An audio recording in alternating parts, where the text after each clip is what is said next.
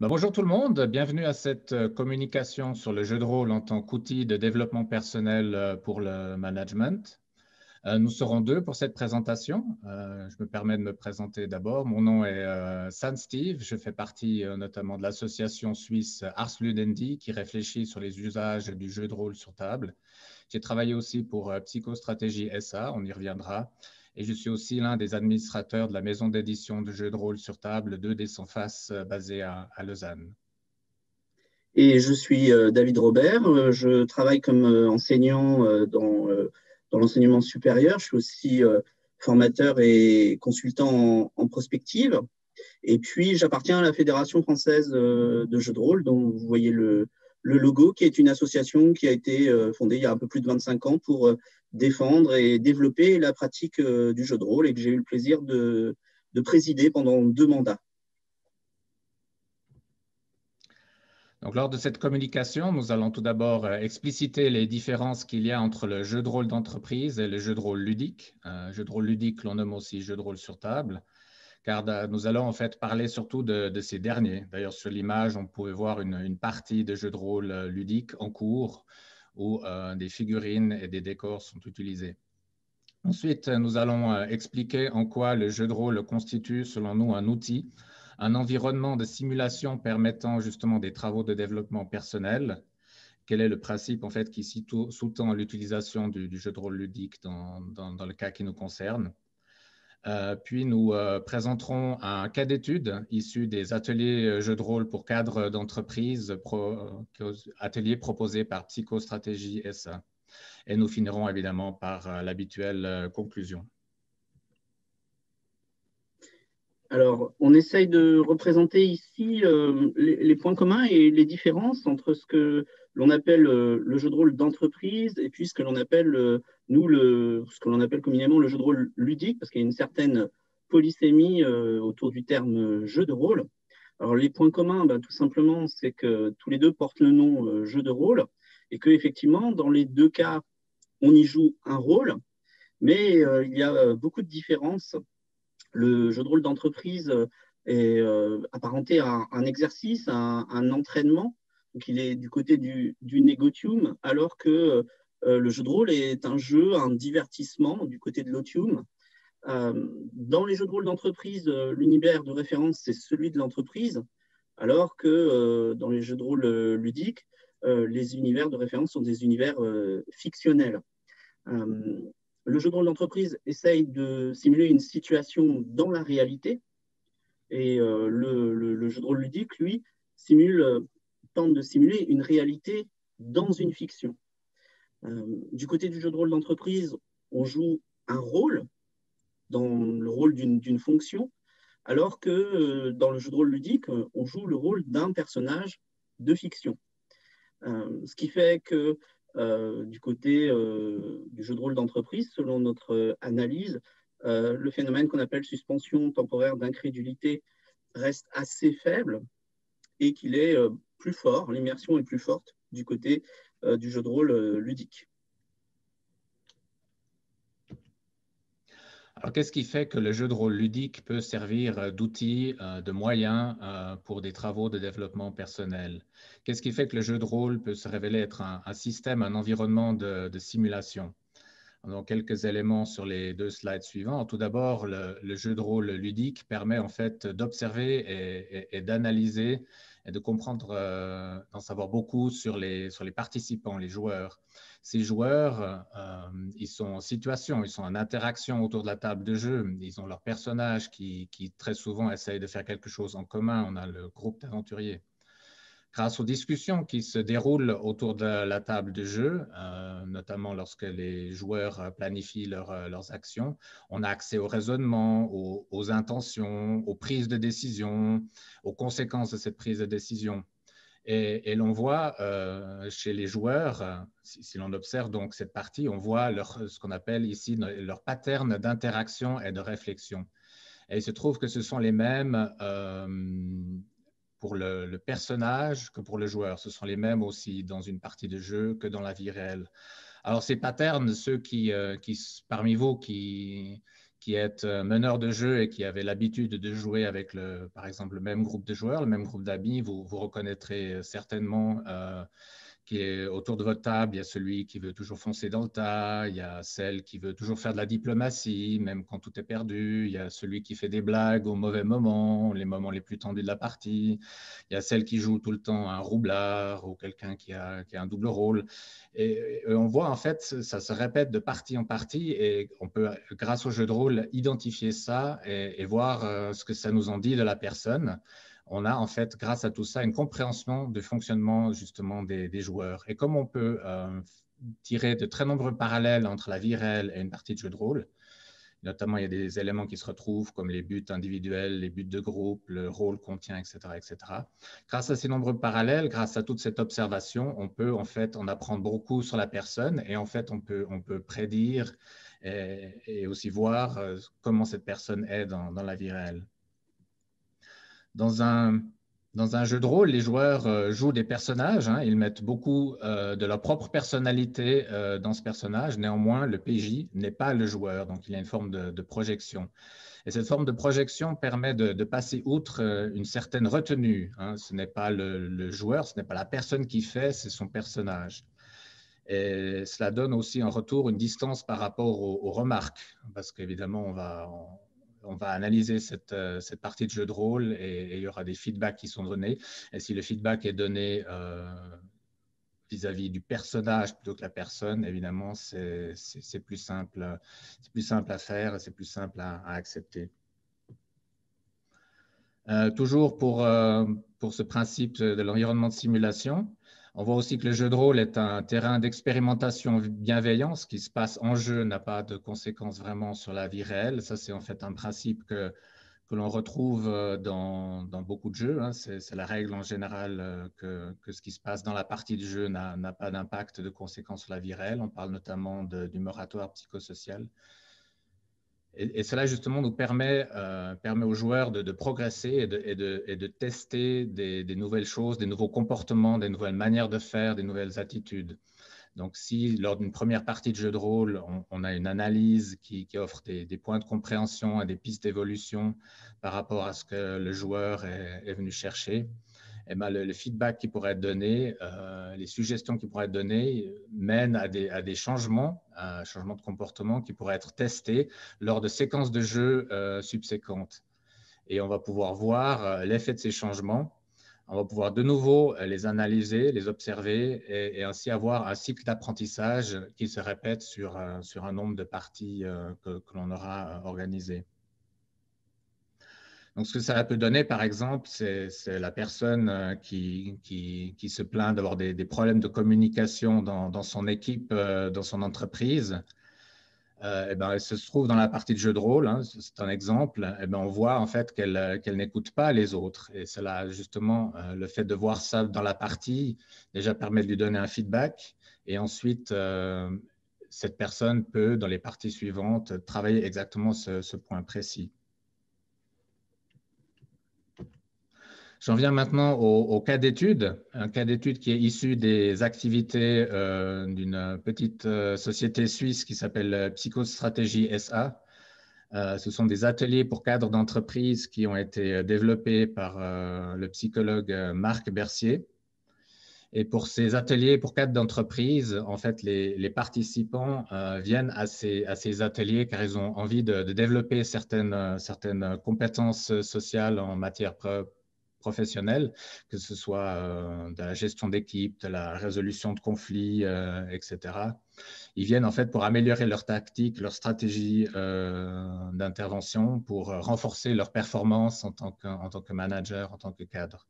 Ils viennent aussi travailler un point précis, une problématique particulière. On l'a déjà mentionné quelques exemples. Ils ont peut-être des soucis dans la gestion de leur équipe, dans la prise de décision ou dans la communication. Donc, ce sont des ateliers qui se sont déjà déroulés à 6 reprises. Et ce sont des ateliers qui se déroulent donc en Suisse. Donc, il faut imaginer les participants venant de multinationales, des patrons dans l'industrie horlogère, des directeurs d'organisations non gouvernementales ou des directeurs petites et moyennes entreprises qui viennent, qui se rassemblent et qui font ces ateliers. Ces ateliers se constituent dans 6 séances d'environ 3 heures de jeu. Ces ateliers incluent aussi des débriefings et des feedbacks individuels. Et comme je l'ai dit, se sont déjà déroulés à 6 reprises. Comment se déroulent ces ateliers? Alors, comme les jeux de rôle ludiques classiques, il y a un maître de jeu, un meneur de jeu. Les cadres d'entreprise seront les joueurs de cette partie de jeu de rôle. Et différence par rapport à une partie de jeu de rôle classique, il y a un observateur. Cet observateur, évidemment, observe ce qui se passe et analyse en fait le comportement des joueurs, étant d'identifier leur pattern d'interaction et de réflexion. Tente aussi de voir quel rôle ils prennent dans la dynamique de groupe. Cet observateur reste la plupart du temps effacé en observation, comme on le voit sur l'image à droite, c'est la personne derrière la partie de jeu. Aussi, une différence par rapport à une partie de jeu de rôle classique, c'est qu'il y a aussi un assistant meneur de jeu, un AMJ. Il est là en fait pour la fluidification du jeu. Il s'occupe notamment du système de résolution, des fiches de personnages, des dés, etc. Il s'occupe aussi des décors et fait en sorte que cela prenne le moins de temps possible parce que l'intérêt, c'est vraiment d'observer la partie et non pas de la résolution du système de jeu. L'assistant meneur de jeu peut aussi aider les joueurs, les faire réfléchir sur leurs objectifs, s'ils sont venus avec des objectifs très, très précis, et leur faire réfléchir aussi sur leur comportement et interaction. Donc l'observation est faite par l'observateur, mais aussi par l'assistant meneur de jeu. Qu'est-ce qu'on joue en fait? Qu'est-ce qu'on joue comme partie de jeu de rôle ludique? On va jouer dans un univers médiéval fantastique basique et classique, comme on le voit sur les images qui défilent. On joue avec des figurines, ça permet en fait de voir qui est où par rapport à qui, ça enlève beaucoup de quiproquos. Les scénarios qui sont joués sont des scénarios ouverts, non dirigistes, laissant les joueurs décider, parce que c'est justement ce qu'on veut voir, on veut voir les joueurs en action. On ne veut pas voir comment le scénario dirige les joueurs, ça ce serait contre-productif. Et dans ce scénario, dans ces aventures, on peut mener des scènes spécifiques. Donc, s'ils sont venus pour justement de la gestion de conflits, on peut leur mettre un conflit. S'ils sont venus pour voir un point lié à des situations sous stress, on peut les mettre sous stress, etc., etc. Le système de règles, on a déjà mentionné, il doit se faire oublier, donc il faut un système simple, fluide, intuitif. On n'est pas là pour apprendre des tonnes de règles et avoir des feuilles de personnages à rallonge. Le meneur de jeu doit aussi adapter sa façon de maîtriser. En fait, le meneur de jeu doit un peu s'effacer, ne pas être le leader par défaut, parce que justement, on veut voir les joueurs agir et non le résultat du MJ. Et il y aura aussi des débriefings qui vont être organisés. Donc, voici encore quelques détails sur la méthode. L'analyse est donc basée sur l'observation qui vient de plusieurs points de vue, l'assistant meneur de jeu, l'observateur, mais aussi les autres joueurs. Et cela amène donc à une compréhension du comportement des joueurs et des conséquences de ces comportements. Et là, lors de feedback et de débriefing, on va aussi faire des parallèles entre la partie de jeu et ce que les joueurs vivent en entreprise. Ces feedbacks et ces débriefings sont faits en direct. Donc, c'est souvent une intervention de l'assistant meneur de jeu ou de l'observatoire pendant la partie à un moment critique, quand on a juste vu quelque chose de particulier, ou alors à la fin de chaque séance, comme on le voit en bas du slide, il y a un débriefing qui est institutionnalisé, qui est prévu. Et justement, on peut voir la progression, cette progression qui est justement basée sur les suggestions de changement de comportement, basée sur ce qui a été observé et ce que cela peut vouloir dire dans la vie réelle. Et le participant est justement intéressé est incité à tester de nouveaux comportements basés sur ce feedback qui lui a été donné. Et ces effets de ces changements sont visibles d'une séance à l'autre, comme on voit un peu à travers le nombre de séances qui sont un dispositif, avoir un cycle observation, analyse, suggestion et test de nouveaux comportements lors de séquences suivantes. Alors, pour faire rentrer le jeu de rôle ludique dans l'entreprise en tant qu'outil de formation, il y a un certain nombre de blocages à lever. Et il faut démontrer et convaincre de la plus-value de cette façon de faire. C'est ce qu'on a essayé de représenter ici graphiquement, avec dans la partie supérieure du graphique le jeu de rôle d'entreprise, où on reste dans le même cadre, ici un cadre institutionnel qui est l'univers de référence, et où on va procéder à des réitérations de type mimétique et des réitérations techniques, ce qui fait que le jeu en tant que distance sera assez faible finalement. Euh, En revanche, dans la partie inférieure, alors on va, par un processus d'inception, on va ajouter un univers fictif. Bon, alors ici, on l'a représenté de façon rectangulaire parce que le format est un format paysage, mais si vous préférez l'imaginer rond, comme le fameux cercle magique dont un des participants parlait en commentaire, vous pouvez aussi l'imaginer rond. On va donc procéder à l'insertion d'un univers fictif, univers fictionnel, et la distance à parcourir, le jeu va être plus important. Les conséquences seront distanciées. On va parler de feintise.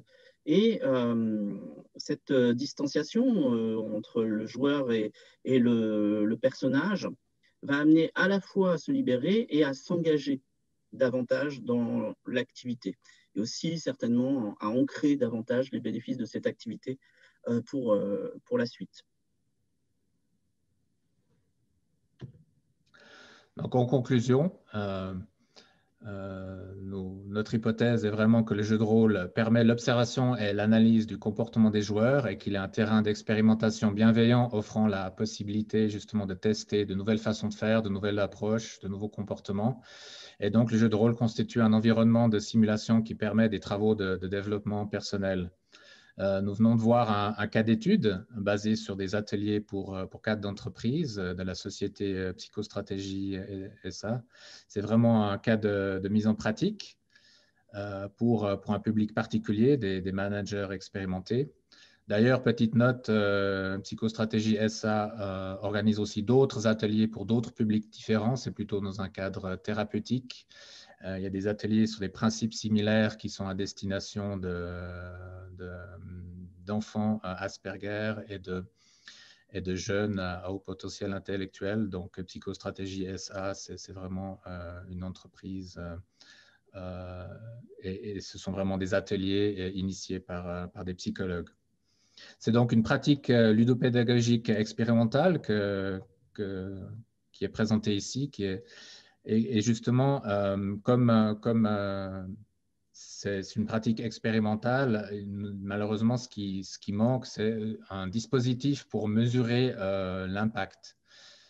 C'est justement les réflexes que les ludopédagogues et les experts en formation d'entreprise ont ici. Ici, justement, comme l'environnement est plutôt issu de la psychologie, il n'y a peut-être pas la même façon de mesurer le résultat d'un tel cas d'étude. Mais ce qui veut simplement dire que plus de recherche serait en fait nécessaire pour justement développer la partie qui manquerait, justement de développer en fait une grille d'observation et de mesurer l'impact par rapport à d'autres activités. Donc voilà, encore quelques coordonnées si vous vous intéressez à ces ateliers, les coordonnées de Psychostratégie SA.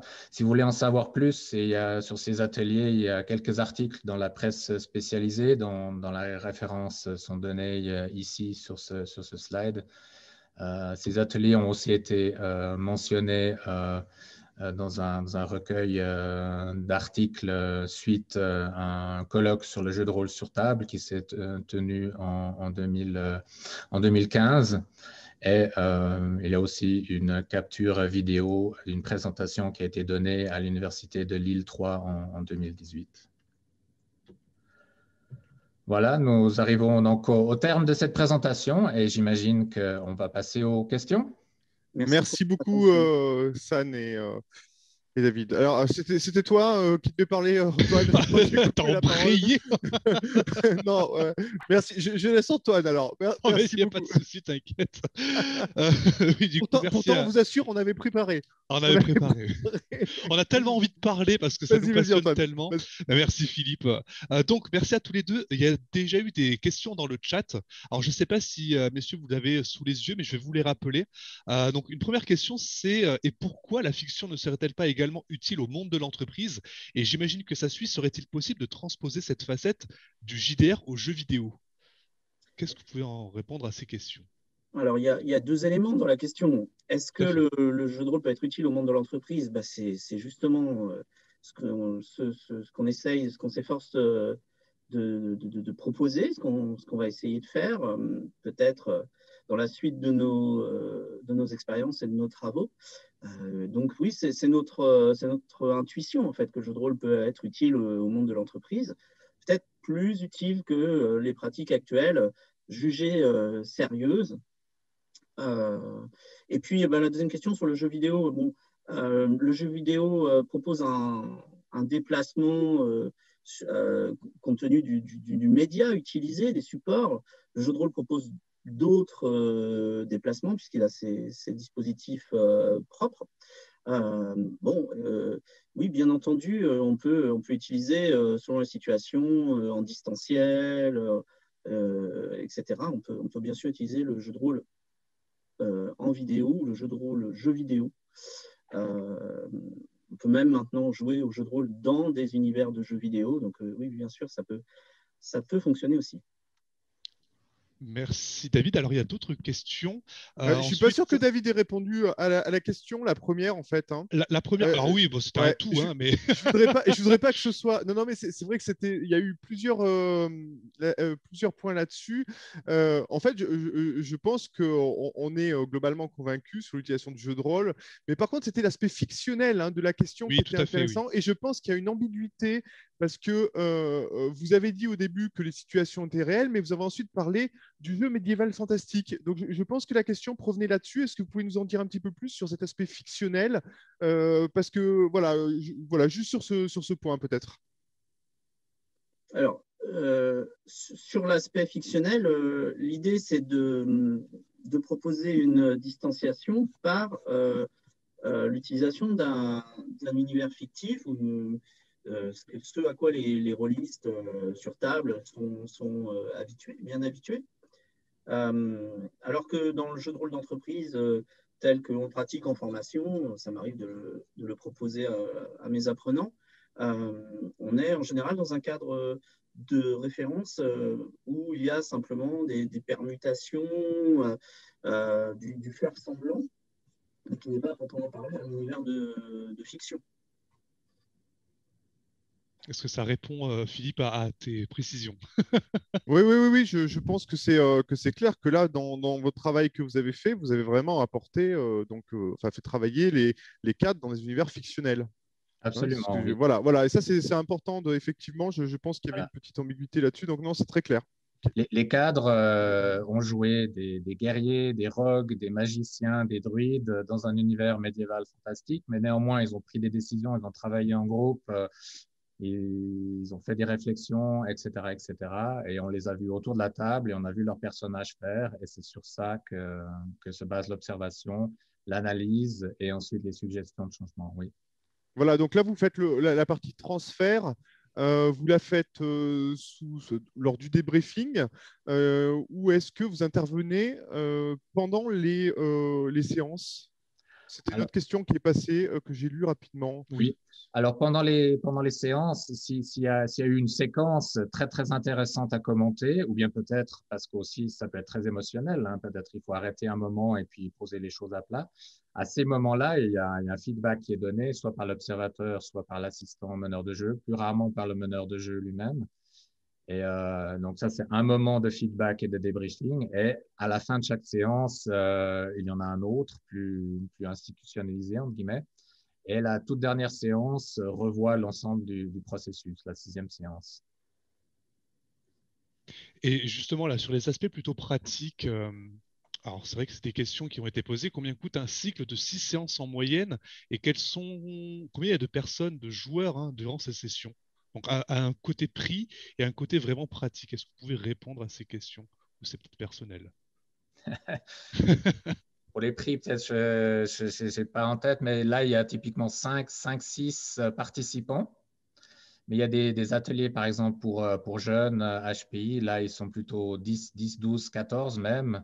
Là, on veut avoir beaucoup, beaucoup plus d'interactions. Et puis, c'est des ateliers aussi qui durent beaucoup plus longtemps. Donc, ça, c'est aussi tout l'avantage du jeu de rôle, c'est que c'est un média qui est très, très modulable. On veut avoir que 2 joueurs parce que l'important, c'est l'interaction meneur de jeu-joueur. Alors, on met que 2 joueurs. Si on veut avoir un standard, ce serait 5, 6 joueurs. Et si on veut vraiment avoir le maximum de dynamique de groupe, d'interaction et ce genre de choses comme ça, les mettre dans un chaudron à émotion et d'interaction. Et là, effectivement, on peut même augmenter la dose, entre guillemets, et passer à 10, 12 joueurs. D'accord. Et pour l'aspect prix, on contacte en privé, j'imagine. On peut Non, prendre mais il n'y a encore pas de une souci, hein. question. Une question, Alors, une Antoine. On peut question, prendre encore une oui, question. j'en Ouais. ai vu, C'est une dans le 6, donc chat. ce sera cher. C'est suisse, donc c'est cher. Il y a une question, peut-être que ça vaut le coup d'y revenir. C'est est-ce que vous avez un retour des joueurs? Est-ce que ça a répondu à leurs objectifs? Et est-ce que ça améliore leur pratique et en quoi? Alors, c'est 4 questions en une. Vraiment le Ouais, il faut en feedback choisir des une. joueurs. Faut en Une. choisir une. Voilà, le feedback des joueurs. Qu'est-ce qu'on peut en dire? Alors, dans l'un des articles, il y a des anecdotes et des feedbacks de personnes. Donc, je vous invite à aller lire ces articles pour avoir vraiment des exemples. On nous a donné 15 minutes, on a débordé, on ne voulait pas déborder encore plus.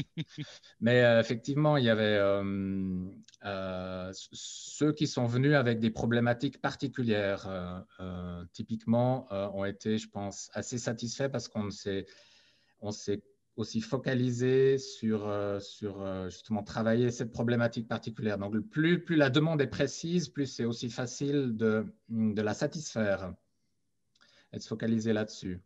Donc voilà, il y avait par exemple un chef d'entreprise, dans sa problématique, c'était de remettre son entreprise à quelqu'un parce que voilà, il avait l'âge d'aller à la retraite.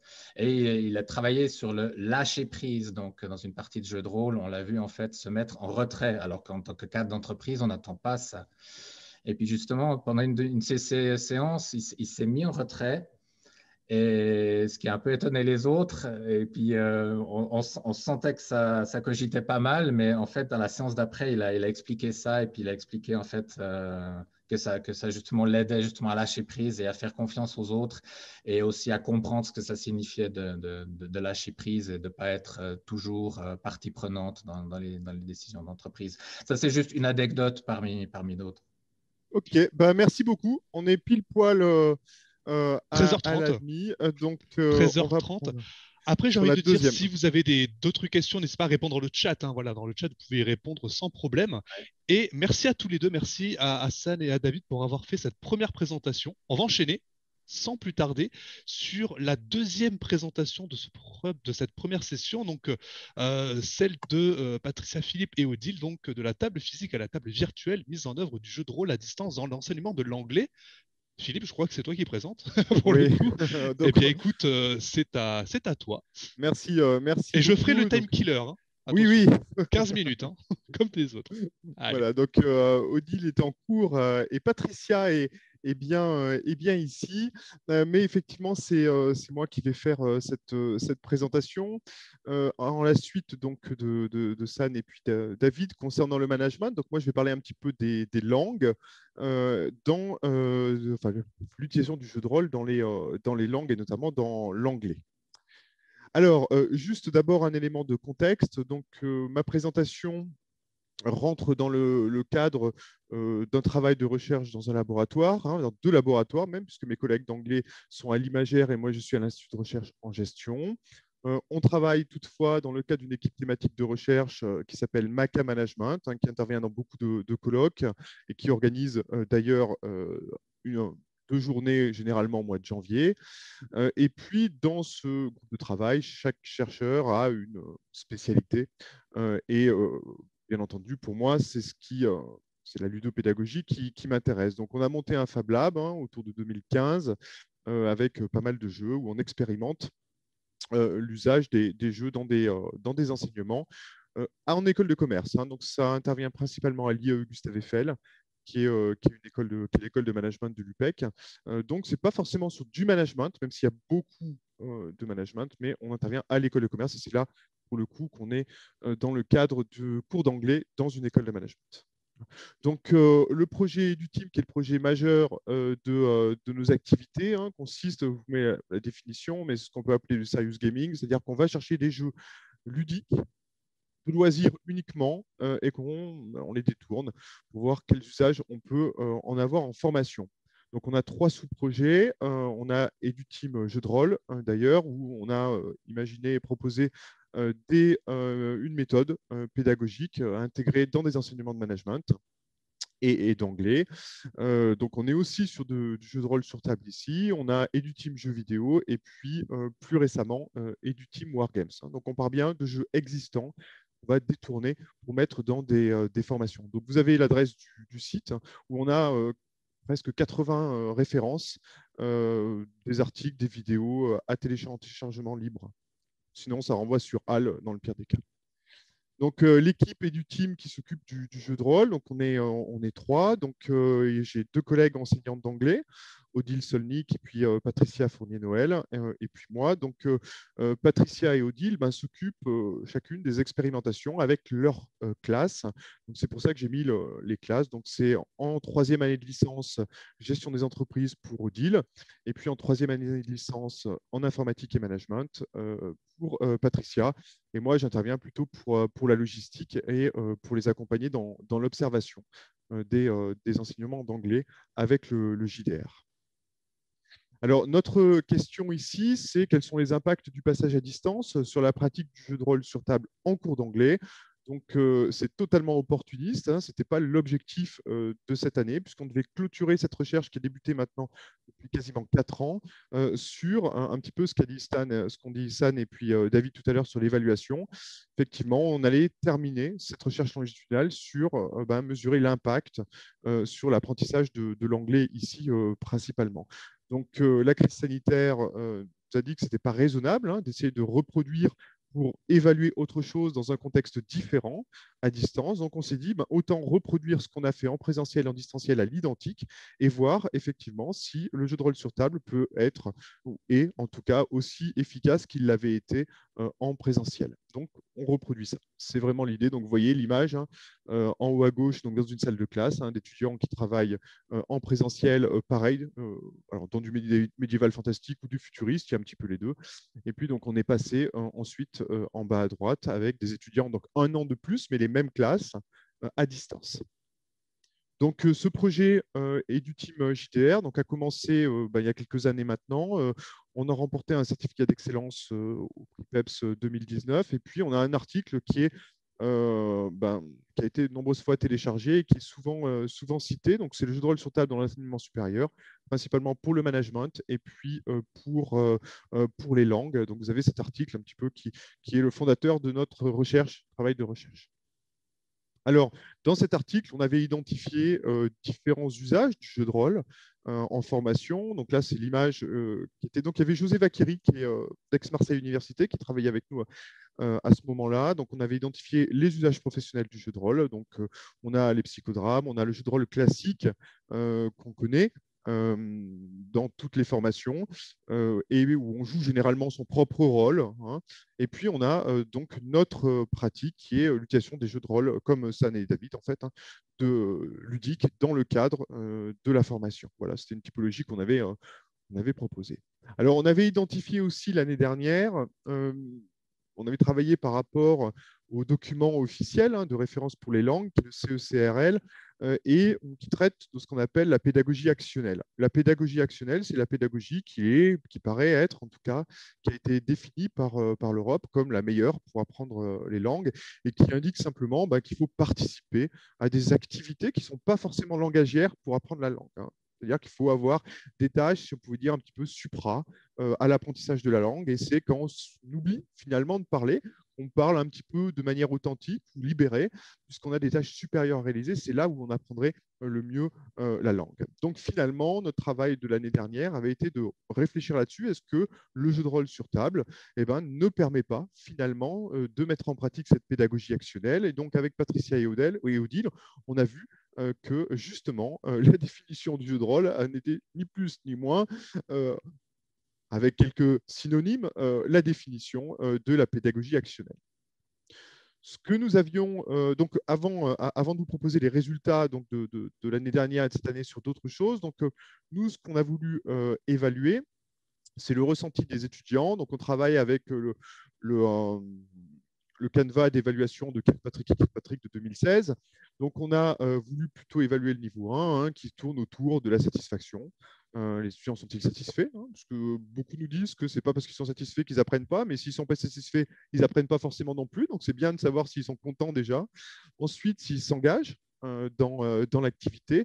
Et puis surtout, s'ils jugent que cette activité est pertinente, malgré le fait de courir après des dragons ou autres. Donc, on a aussi voulu chercher à observer dans la liste des dizaines de compétences, composantes de compétences langagières, quelles étaient celles qui étaient le plus utilisées, tout simplement pour proposer aux enseignants d'anglais ou de langue, si vous voulez travailler telle ou telle compétence, le jeu de rôle s'y prête bien, et sinon, il va falloir mettre d'autres activités autour. Et donc, les résultats des questionnaires anonymes, vous allez voir, sont corroborés de toute façon par nos observations et par l'observation aussi entre les étudiants. Donc, l'année dernière, voilà, ça c'était en présentiel. C'est important que vous puissiez constater un petit peu les écarts entre le présentiel et le distanciel. C'est aussi l'objectif de toute façon de la recherche. Donc, voilà, c'était des questionnaires anonymes qui regroupaient plusieurs, en fait, satisfaction, engagement, pertinence. Ça concatène plusieurs sous-questions. Donc, on a mis en place un questionnaire avec une échelle de Likert allant de 1 à 4. Ce qui est intéressant en mettant des échelles de Likert aussi courtes, c'est que les gens sont obligés de se positionner. Voilà, 1, 2, 3, 4. Il n'y a pas d'intermédiaire. Donc, ils sont obligés de se positionner. Donc, ça oblige un petit peu. Alors, peut-être que ça induit un biais, mais en tout cas, ça oblige les participants à s'engager, pour le coup, dans la réponse. Bien que vous voyez les résultats, finalement, ils sont tellement élevés qu'il n'y a pas eu cette question, puisqu'on trouve sur 4, donc en termes de satisfaction, d'engagement et de pertinence, des notes allant de 3,5 à 3,9. Donc là, c'était bien en présentiel. IM, c'est la licence 3, informatique et management, et GE, gestion des entreprises. Donc il y avait 14 étudiants et 30, ce qui faisait 44, et 3 étudiants n'ont pas participé. Donc ce n'est pas qu'ils n'ont pas rempli le questionnaire, c'est qu'ils n'ont pas participé aux séances dans le cadre de la licence informatique et management. Donc on a eu 100% de répondants qui ont participé aux activités. Donc ce qu'on avait aussi observé, c'est que, sans surprise, la compétence la plus mobilisée, c'est la compétence pragmatique, qui est sous trois composantes, discursives, fonctionnelles, schématiques. Ça veut dire finalement comment les apprenants mettent en acte leur discours pour communiquer et s'engager dans les tâches à réaliser, là pour le coup, dans le cadre des missions, des scénarios proposés du jeu de rôle. Nous avons utilisé The Strange. Donc, c'est un jeu de rôle de Monte Cook Games qui reprend un petit peu l'idée de Stargate, voilà, la porte des étoiles, où les étudiants vont de monde en monde. On avait essayé Simbaroom avant, on en a essayé plusieurs. Celui-ci, était assez intéressant. Et je rebondis sur ce qu'a dit San précédemment, c'est que les règles ont encore été allégées. C'est-à-dire que Strange, c'est un système générique, Cypher System, qui propose déjà des règles allégées, simples. Là, on les a encore allégées. Elles tiennent sur à peine une page et demie pour que les étudiants puissent s'engager dès la première séance dans l'activité. Alors, voilà un petit peu. Donc, je remets les images pour que vous les voyez mieux. Donc, quand on a utilisé Teams, alors Microsoft Teams, plus besoin de le présenter, et on a reproduit en distanciel exactement ce qu'on a fait en présentiel. Même durée des séances, globalement 2 heures, 4 séances, 4 scénarios, les mêmes en présentiel, et puis la même organisation pédagogique, ou les mêmes plutôt, parce que Odile et Patricia a été un petit peu différée un peu en termes de débriefing, etc., ou d'activité autour de la séance du JDR. En tout cas, on n'a rien changé entre le présentiel et puis le distanciel. C'était important. Je vous expliquerai pourquoi ensuite. Donc, voici les résultats des questionnaires. Donc, même question autour de la satisfaction, de l'engagement, de la pertinence. Alors, on peut identifier deux choses. Déjà, toutes les valeurs descendent, clairement. Mais elles sont toutes très hautes. C'est-à-dire que malgré le passage à distance, la pratique pédagogique du JDR dans l'enseignement des langues comme nous l'avons proposé eh bien, est parfaitement acceptée. Les étudiants sont satisfaits, ils s'engagent dans l'activité et surtout ils jugent que c'est pertinent pour apprendre l'anglais. Vous voyez aussi qu'on a eu un petit peu plus de monde. Hein, la licence informatique et management et gestion d'entreprise ont été voilà, avait un petit peu plus, parce qu'on est arrivé sur 66 sur 70. Alors là, pour le coup, les 4 qui n'ont pas répondu, c'est 4 questionnaires qui n'ont pas été complétés, hein, puisque tout le monde a participé aux activités. Mais bon, on est quand même sur plus de 90%. Donc, une légère baisse sur tous les critères, mais des valeurs encore très fortes. On a utilisé le même jeu, comme je vous l'ai dit tout à l'heure. Alors, sur les compétences, eh bien, on retrouve la compétence pragmatique qui a été la plus utilisée, la plus mobilisée, pardon. Par contre, dans d'autres compétences qu'on n'avait pas spécialement évaluées parce qu'elles n'avaient pas des valeurs suffisamment marquées. Donc, dans la compétence linguistique, avec ces 4 composantes, alors là, on voit des différences. On voit que lexical phonologique augmente et grammatical orthographique diminue. La raison en est très simple. Eh bien, en présentiel, il y a beaucoup de documents écrits qui circulent et quand les étudiants ne peuvent pas parler, ils l'écrivent et il se passe des mots, ce qui, en distance, se fait moins bien du fait de la complexité peut-être du nombre de fenêtres ouvertes, etc., des partages d'écran qu'ils sont obligés de faire. Donc, en fait, on a, vous voyez, l'oral, finalement, qui prend vraiment, vraiment le pas sur la partie. Il n'y a rien d'exceptionnel là-dessus, mais c'est quand même à noter qu'on perd, par rapport à du présentiel, des pratiques d'ordre plus de l'ordre de l'écrit. Alors, les perspectives maintenant du projet, puisque, comme je l'ai dit, hein, c'était une recherche longitudinale qui a commencé en 2018, donc qui va suivre l'année prochaine. Donc, bien entendu, c'est évaluer l'apprentissage effectif. Hein. Pour l'instant, on n'a pas cherché à évaluer est-ce que les étudiantes et les étudiants apprennent ou pas. Là, c'était des séances pédagogiques, hein, des pratiques pédagogiques, mais bon, il fallait parler, ils n'étaient pas évalués. Donc, on souhaite évaluer. Alors, on ne va pas évaluer les séances en tant que telles, parce que là, ce serait casser la dynamique.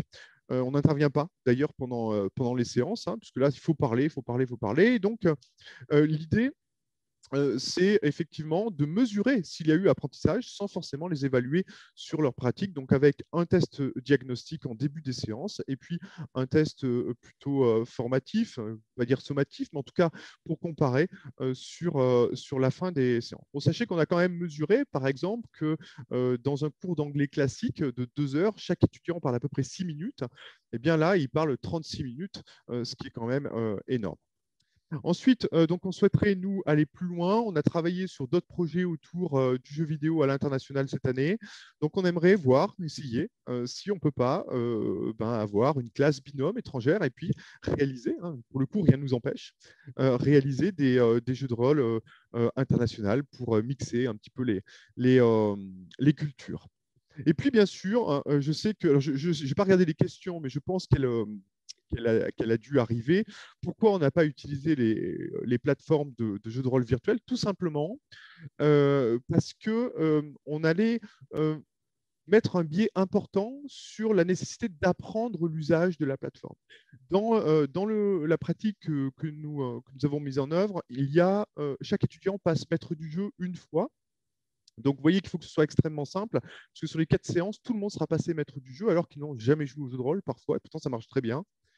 Eh bien, en rajoutant un outil à découvrir, on allait vraiment biaiser la recherche. Alors que là, Teams a été utilisé depuis 2 ans, il n'y avait aucun problème d'appropriation. Donc, on était vraiment sur ce qu'on voulait évaluer. En tout cas, on enlevait le maximum de biais possible pour rester vraiment sur la partie JDR et pas technique associée.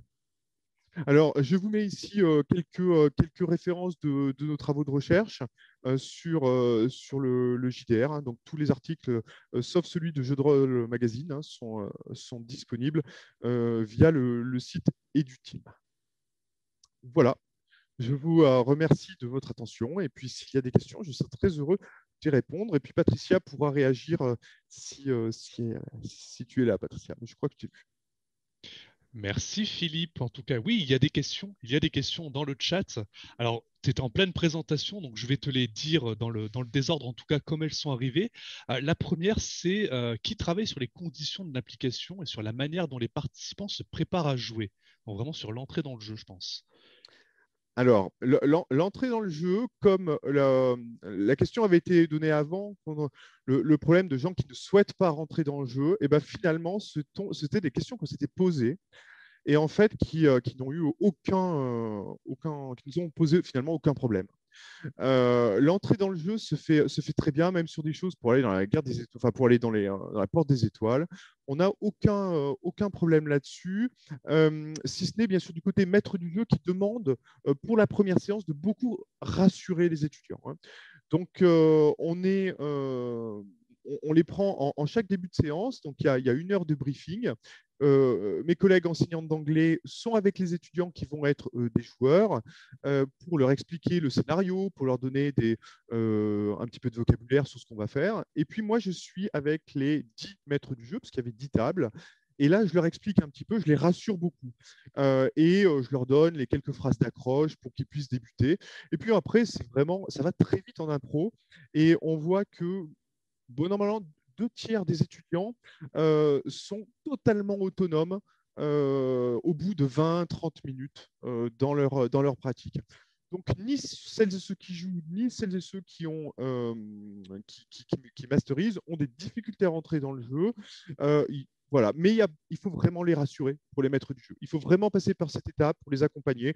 Et puis, celles et ceux qui sont un peu moins à l'aise, avec mes collègues d'anglais, on reste un peu avec eux et elles au début, mais ça se passe vraiment bien. Donc, on n'a pas ressenti de problème d'intégration dans le jeu plus que ça. Chacun y va à son rythme finalement. Exactement. Voilà. Et puis tout le monde est très bienveillant, c'est-à-dire que les joueurs, ils connaissent pas non plus que c'est maître du jeu. Donc, quand la personne masterise pour la première fois, déjà eux-mêmes découvrent souvent le jeu de rôle. Donc ça se passe de manière bienveillante et ça se passe de manière assez fluide. Finalement. Voilà. Alors, deuxième question, Philippe, c'est comment définissez-vous les objectifs pédagogiques à apprendre à travers les jeux existants? Est-ce qu'il y a une méthode particulière que vous appliquez? Alors, je vais rester sur la partie jeu de rôle ici. En fait, les objectifs pédagogiques sont très simples. Il faut que les étudiantes et les étudiants parlent anglais. On se fiche finalement de la qualité de leur anglais. Si on est sur la pédagogie actionnelle, on est vraiment sur il faut que les étudiantes et les étudiants parlent et n'aient pas peur de parler. C'est vraiment, on essaie de casser cette inhibition de vouloir parler une langue. Donc, en termes d'objectifs pédagogiques, c'est pas vraiment l'objectif pédagogique finalement, mais c'est libérer la parole pour qu'ils puissent parler anglais. Et ensuite, les enseignantes, dans les débriefings, reprennent ce qu'ils ou ce qu'elles ont entendu pour rediscuter des points de grammaire ou orthographique, etc. Donc, on est vraiment là-dessus. Ensuite, pour tout ce qui est management, ça déborderait beaucoup plus. Donc, si la personne peut me contacter, voilà, en privé, ce sera plus simple. Sinon, ce serait une autre conférence finalement. Oui, il ne faut pas hésiter à poursuivre les échanges après dans le chat en privé. Hein. Alors, on enchaîne parce qu'on a encore des questions. La troisième, c'est donc pour l'évaluation, c'est une suggestion. Hein. Pour l'évaluation, pourquoi pas utiliser les méthodes d'APS, donc d'appréciation du potentiel par simulation? Une suggestion qui est faite. Alors, je ne sais pas si tu connais, Philippe. Alors, je ne connais pas cette méthode-là, donc je ne peux pas comme ça répondre. Je risquerais de dire des bêtises, mais en fait, je me souviens d'Odile qui m'a dit, mais finalement, le jeu de rôle, les évaluations sont somme toute classiques, puisque en matière d'anglais, donc on est sur plutôt des hard skills plus que des soft skills, hein, même si des fois il y a un petit peu les deux, mais là on est plutôt sur des hard skills. Donc globalement, si la personne sait mettre en place le vocabulaire qu'elle a vu dans les séances, c'est gagné. d'autant plus si elle y va de manière assez libre. Puisque je vous rappelle, les séances ne sont pas évaluées, ne sont pas notées. Évaluées dans le sens noté. On ne note pas, puisqu'on veut que les étudiantes et étudiants se lâchent vraiment et se libèrent. Voilà. C'est un petit peu l'antithèse du jeu de rôle qu'on a toutes et tous découvert en anglais, où on allait au bureau, on nous demandait d'aller acheter des M&M's, il y avait 3 personnes qui parlaient et puis tout le monde regardait. Ça, c'est horrible. Voilà. Donc, en fait, c'est un petit peu l'antithèse de ça, où finalement, ce sont les étudiants qui parlent dans une activité fictionnelle. Et là, l'aspect fictionnel, toutefois, est vraiment intéressant pour encore plus casser les routines cognitives, pédagogiques et organisationnelles. Donc, l'idée de ça, c'est vraiment de ne pas noter, en tout cas d'évaluer de manière sommative. Mais après, je ne connais pas cette technique, je serais heureux de la découvrir. Ouais, je pense que la personne qui a posé cette question, c'est un peu plus haut dans le chat, ne faudra pas hésiter à continuer. Une autre question, alors elle est arrivée à mon avis dans le contexte de la présentation, c'est avez-vous commencé à travailler sur l'adaptation des séances? Donc je ne sais pas si sur l'adaptation, ouais. Alors, je te laisse répondre. Ouais, je pense que l'adaptation, ça doit être compris dans la personnalisation en fonction des étudiants pour les accompagner, parce que c'est vrai que dans une classe, ils n'ont pas toutes et tous le même niveau. Donc, on n'a pas réfléchi là-dessus, mais ça se fait de manière assez simple. C'est-à-dire que finalement, dans un groupe, alors on mélange les groupes à chaque fois, hein, déjà. Hein. Donc, l'idée, c'est, alors, bon, il y a toujours cette notion de zone proximale de développement qui est intéressante, où finalement, le fait de se mélanger, le fait d'être avec des personnes qui sont toujours un petit peu meilleures, ça nécessite de pousser un petit peu et de rechercher un petit peu. Et comme il y a cette idée bienveillante, les gens, ils attendent que la personne finisse de parler, etc. Et puis surtout, comme il n'y a toujours pas cette évaluation notée, on libère beaucoup et on voit des jeunes qui d'habitude ne parlent pas, qui se mettent vraiment à parler. Et ça, c'est réussi. Voilà, ça, pour le coup, c'est tout à fait jouable. Et en termes d'heures, j'ai vu passer en termes d'heures, bon, ça fait 10 heures en tout, 10 heures sur un cours d'anglais. C'est un pari, hein, ça a été un pari, puisque les collègues ont à peu près 30 heures par semestre, hein, eh bien, remplacer 10 heures de cours classiques par du JDR a été un pari. Et c'est pour ça que pour mieux le diffuser auprès de la communauté, il faut qu'on aille jusqu'à prouver l'apprentissage. Hein. Pour l'instant, on a prouvé que la logistique était faisable, ce qui n'était pas rien. On a prouvé qu'il y avait de la désinhibition et que les jeunes parlaient beaucoup plus et s'engageaient dans l'activité, étaient satisfaits. Maintenant, il faut qu'on prouve qu'on apprenne. Et après, si on a prouvé qu'il y avait apprentissage, que ce soit 10 heures comme ça ou 10 heures autres, je pense que 10 heures comme ça plaira beaucoup. Oui, ça c'est sûr. Alors en fait, merci pour la réponse, Philippe. C'était pas dans ce sens-là, mais la réponse est très intéressante d'après Olivier Douin, donc, qui a posé cette question. C'était l'adaptation des séances présentielles, mais en virtuel. Voilà, c'était plutôt ça en fait. Pardon. Alors en fait, on a ça s'est fait comme j'ai dit, Olivier, de la manière, on a reproduit à l'identique et on n'a pas du tout modifié ni les règles, ni les scénarios, rien du tout. La seule chose qui a nécessité une petite différence dans le jeu, c'est qu'on a obligé les étudiants d'allumer leur webcam. Hein, ça, pour du jeu de rôle, c'était l'obligation. Il n'y a eu aucun refus. Donc les webcams, et puis pour les... Alors, San et David ont montré des figurines. Nous, on utilise parfois, donc il y a des fois des plateaux, des cartes, notamment des cartes. Eh bien, il fallait que le maître du jeu projette cette carte et il déplaçait les petits pions, enfin des petits pions PowerPoint, c'était sous PowerPoint, et il déplaçait. Donc en fait, il fallait que les outils utilisés soient des outils connus par les étudiants. Le seul outil qui n'était pas connu, c'était un outil de jet de dés collaboratif, open source, voilà, qu'on a utilisé. Mais sinon, tous les outils étaient... Donc en fait, il n'y a pas eu besoin du tout d'adaptation. On n'a pas eu à chercher les 3 salles de cours, pour le coup, nécessaires habituellement. Alors, il y a une question intéressante sur l'adaptation, justement, mais sur d'autres thèmes, en fait, sur d'autres matières. Avez-vous envisagé d'appliquer le JDR à d'autres matières, et notamment, on le voit venir à des matières autres que l'anglais? Oui, non, mais alors, le JDR, au début, il a été testé dans notre projet pour des enseignements de management opérationnel. Hein. Donc, on l'a vraiment mis en œuvre sur des cours d'apprentissage du management, pour plutôt des licences. Et donc, ça a marché de manière relativement efficace, si ce n'est que on a poussé la recherche sur une autre dimension et on s'est plutôt dirigé sur des wargames. La méthode pédagogique est la même en management. C'est le cycle expérientiel de Kolb que nous avons amendé en fonction de la présentation des connaissances, plutôt de manière déductive ou inductive. Donc ça, c'est tout un travail qu'on a fait et qui va aussi, qui fait écho à la première question que tu m'as posée sur les compétences. Mais là, on est à la limite aussi sur les soft skills, hard skills, donc ça marche aussi sur du management. Mais sur du management, on est plutôt parti sur des wargames après avoir fait la partie JDR pour plein de raisons. Pas parce que le JDR n'était pas pratique, mais aussi pour des raisons logistiques, pour pouvoir grossir les équipes. Et du wargame, ça s'y prêtait mieux, puisque là, c'était 40 étudiants sur des cours de management. Avec du wargame, c'était plus simple qu'avec du JDR. Sur la première séance où ils sont au management d'équipe de 2-3, ça va.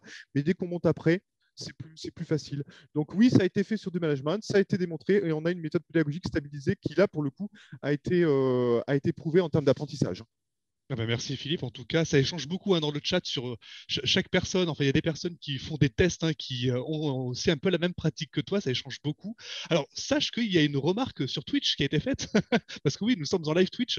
C'est quelqu'un qui dit qu'il aurait adoré avoir ce type de séance lorsqu'il était en apprentissage au lycée, même à l'université. On est vraiment sur de l'innovation, sur quelque chose vraiment de changeant. Peut-être le regard des autres collègues, peut-être des autres étudiants, qu'est-ce qu'il en est aujourd'hui? Alors pour les étudiants, ils adorent, hein, ça, y a pas de. Par contre, pour les collègues, ça commence à se diffuser. Hein. Moi, depuis que j'ai mis en place et depuis que l'article a été écrit, mais depuis la première présentation sur la mise en œuvre du jeu de rôle date de 2016 dans une école d'ingénieurs pour faire découvrir pour un cours de prospective technologique, tu vois. Donc, on a mis en place, les jeunes étaient dans un scénario post-apocalyptique. Donc, on a déjà utilisé. Donc, c'est 2016 qu'on a commencé à mettre le jeu de rôle. Et depuis, on a une petite communauté autour du jeu de rôle. D'ailleurs, San et David sont là. On se retrouve toujours au même colloque. Et depuis ça, une petite communauté. Et on élargit effectivement les pratiques. Et il y a plein de collègues du secondaire qui commencent à mettre le jeu de rôle. Mais attention, et il faut que je conclue là-dessus, parce que attention à ne pas confondre le jeu de rôle ludique, donc ce qu'on vous a présenté avec San, David et moi, et puis le jeu de rôle classique en formation qu'on connaît tous et tous, qui fonctionne aussi de certaines manières. Hein.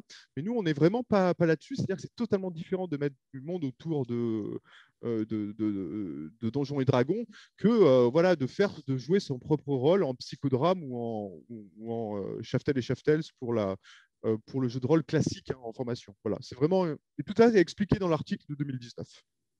Merci Philippe pour toutes ces questions. Il est 14h tout pile. Allez, on respecte brièvement, enfin avec brio le timing. Donc n'hésitez pas à continuer les échanges dans le chat. Hein, ça échange beaucoup. Donc tu as de quoi lire Philippe pendant que je vais enchaîner sur la prochaine présentation. Donc sans plus attendre, on va passer à Hélène Cellier pour la présentation Faire jouer le sexisme, trame de l'expérience ludique de Recover. Alors Hélène, voilà, parfait. Donc même chose Hélène, 15 minutes si c'est possible, enfin 15 minutes, pardon, de présentation, sinon Philippe il va me dire non, c'est 15 minutes. Et ensuite 15 minutes d'échange, c'est justement ça qui est bien, on peut échanger avec l'intervenant, donc n'hésitez pas à faire plus court pour qu'on puisse échanger avec vous. Hélène, voilà, c'est ce que j'allais dire, tu peux lancer. Eh bien écoute Hélène, c'est à toi, tu peux commencer quand tu le souhaites. Bonjour à tous et à toutes. Déjà, je suis ravie d'être là aujourd'hui, notamment dans un panel sur le jeu de rôle avec des pratiques qui me parlent beaucoup. En fait, comme les présentations qui ont précédé la mienne, je vais faire un retour d'expérience et ce que je vais vous présenter aujourd'hui, c'est le projet Recover, qui est le premier jeu vidéo du studio indépendant The Seed Crew, qui a été fondé en 2019 dans la région toulousaine et qui aborde plusieurs problématiques liées à la diversité, la mixité, l'inclusion. Ce jeu est composé de plusieurs modules, dont le premier porte sur le sexisme dans le monde du travail. Il est découpé en 31 épisodes pendant lesquels le joueur ou la joueuse va incarner Charlie, qui est récemment arrivé dans l'entreprise. Le jeu est composé de 3 phases distinctes, l'exploration des bureaux dans un espace en 3 dimensions avec la découverte de bruits de couloir, des dialogues entre collègues avec des moments de décision dans un espace en 2 dimensions et un combat au tour par tour qui correspond au combat mental de Charlie. Le projet est conçu à partir d'une démarche de recherche-création qui est une méthodologie qualitative qui est née dans les années 90 dans le champ de la recherche en art et qui a pour ambition de mêler la théorie et la pratique, le conceptuel et l'expérientiel, en favorisant un rapport subjectif et sensible au savoir. Et donc, cette communication s'inscrit dans le cadre d'un récit pratique et tente d'expliquer une expérimentation particulière en vue de faire émerger une connaissance qui peut être généralisable. Plus précisément, je tiens à vous présenter une étape du processus de recherche-création qui consiste à effectuer un retour réflexif sur un objet réalisé dans une approche formaliste de l'analyse du dispositif.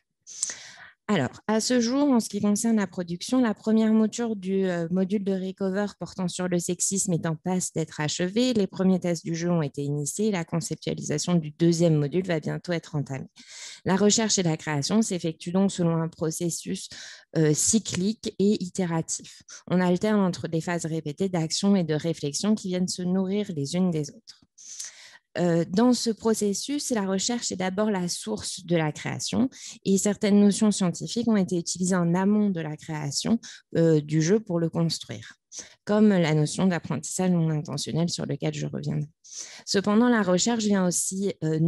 création vient aussi nourrir la recherche et l'étude a posteriori de la forme du jeu permet d'interroger à nouveau frais certains concepts théoriques à l'aune de caractéristiques de design. Donc, la communication aujourd'hui s'inscrit dans cette deuxième phase de travail et elle a trois objectifs. D'abord, il s'agit de comprendre comment fonctionne l'objet réalisé et donc il s'agit des premiers tâtonnements dans l'élaboration d'un modèle expérientiel. Ensuite, il a pour but de générer de nouvelles idées, de nouvelles hypothèses qu'il sera possible de tester dans des autres modules. Et enfin, dans la mesure où le travail porte sur la forme de l'objet, sur son fonctionnement idéal, il peut servir de base pour formuler les points à éprouver dans une analyse de pratique. Le retour réflexif sur ce jeu, le premier module de Recover, concerne plus précisément le concept d'apprentissage.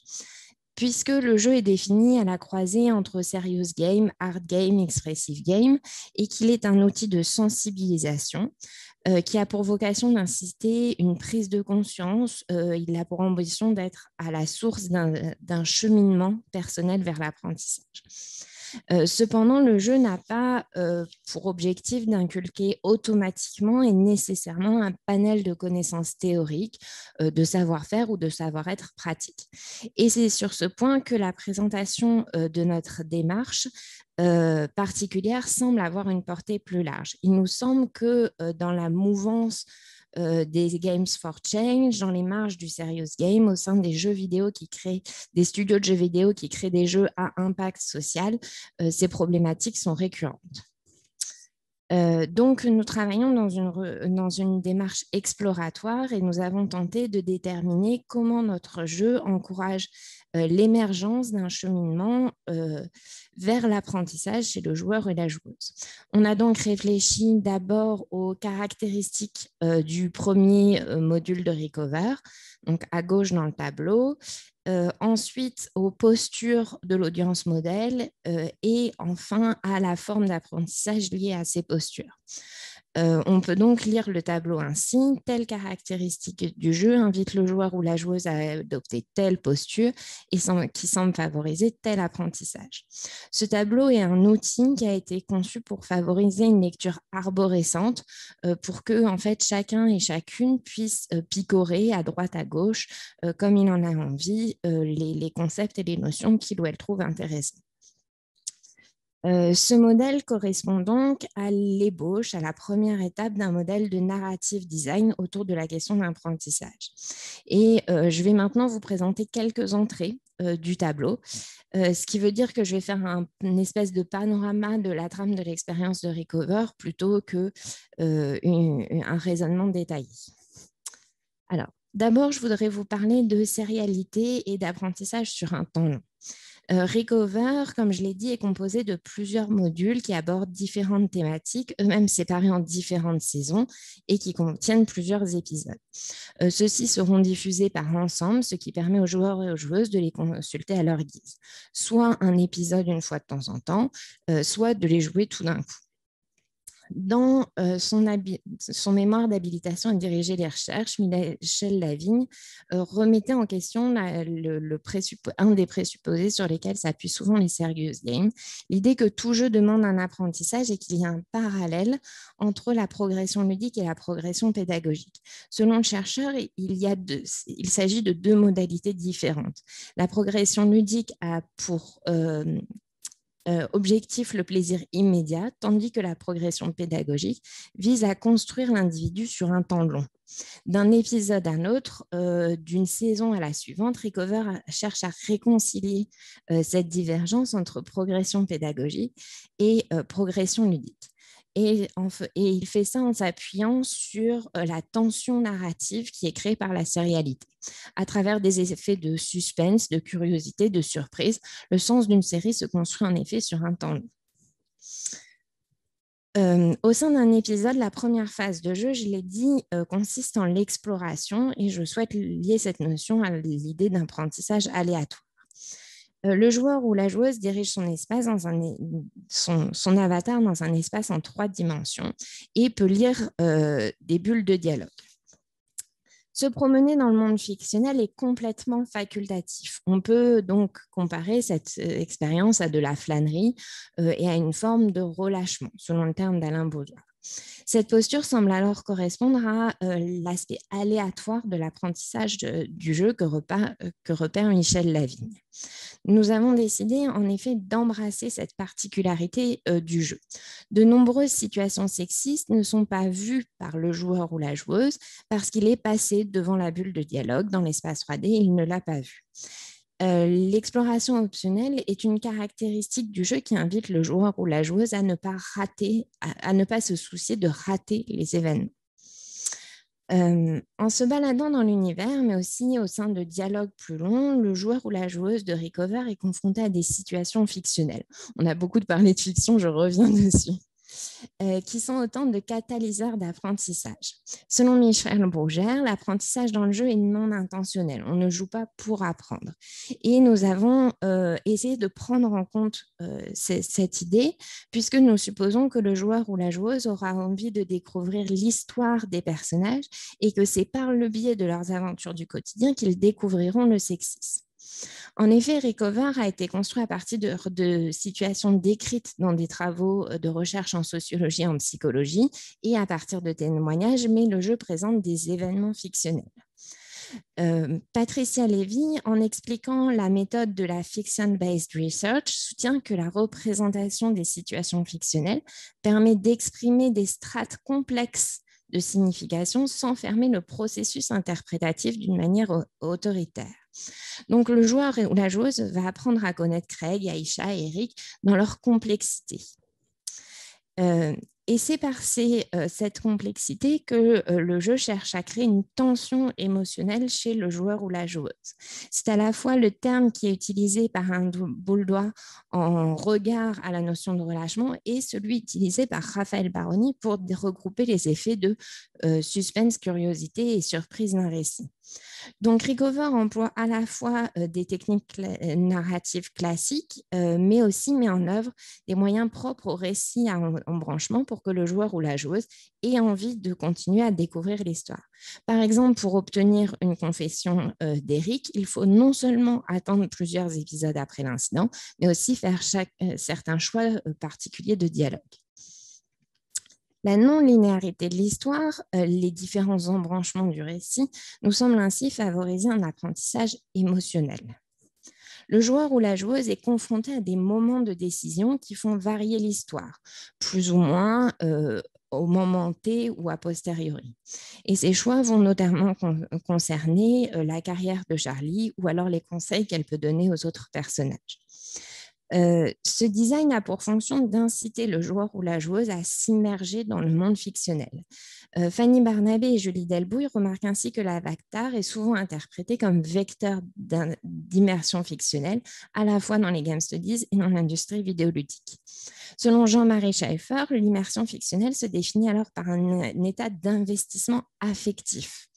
Nous cherchons à ce que le joueur ou la joueuse s'intéresse à Charlie et à ses collègues pour favoriser un apprentissage émotionnel. En effet, les recherches en neurosciences semblent indiquer que le circuit émotionnel sert à traiter des informations et à mémoriser des événements. Une expérience émotionnelle permettrait alors l'apprentissage de phénomènes complexes comme les situations sexistes. À l'inverse de certaines caractéristiques de design visant l'immersion et l'émotion, une des principales mécaniques de Recover est le bouton flag.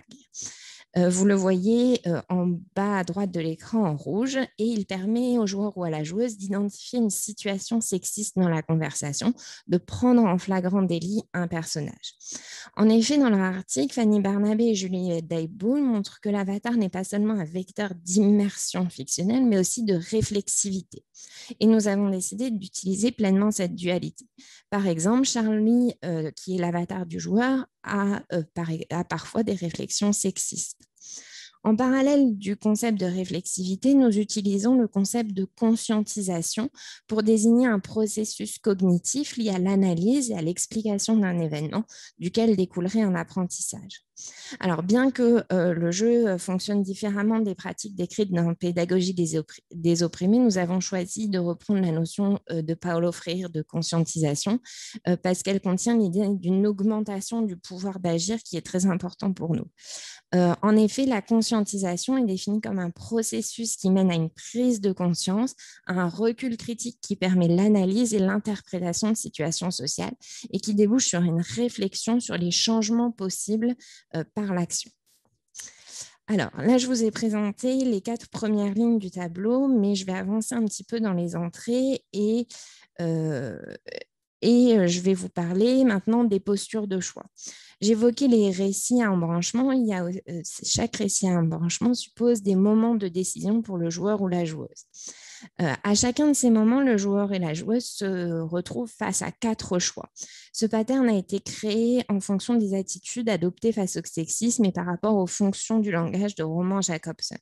Alors, les postures passionnées et rationnelles sont plutôt de l'ordre de la confrontation au sexisme liées à la fonction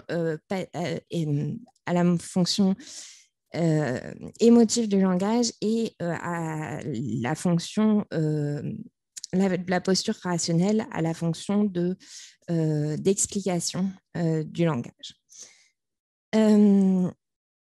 C'est pour vous donner un exemple. Tout ça, en fait, ça a été construit dans la lignée des travaux de Sébastien Janvaux sur les jeux expressifs et dans laquelle cette forme de jeu a pour fonction de laisser la place au joueur ou à la joueuse de s'exprimer, de donner son opinion, de tester une personnalité. En ce qui concerne l'apprentissage, Vincent Berry soutient en effet que les jeux vidéo sont des espaces d'expérimentation identitaire.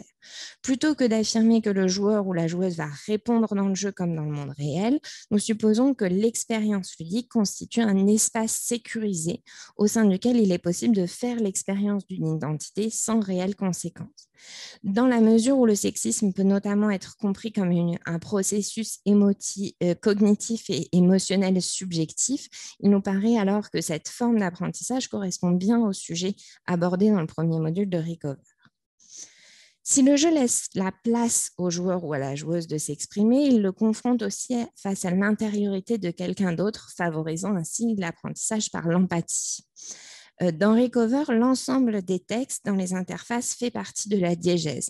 Le didacticiel, les menus d'accueil de fin d'épisode, les écrans de transition ont rapport à voir avec l'univers fictionnel.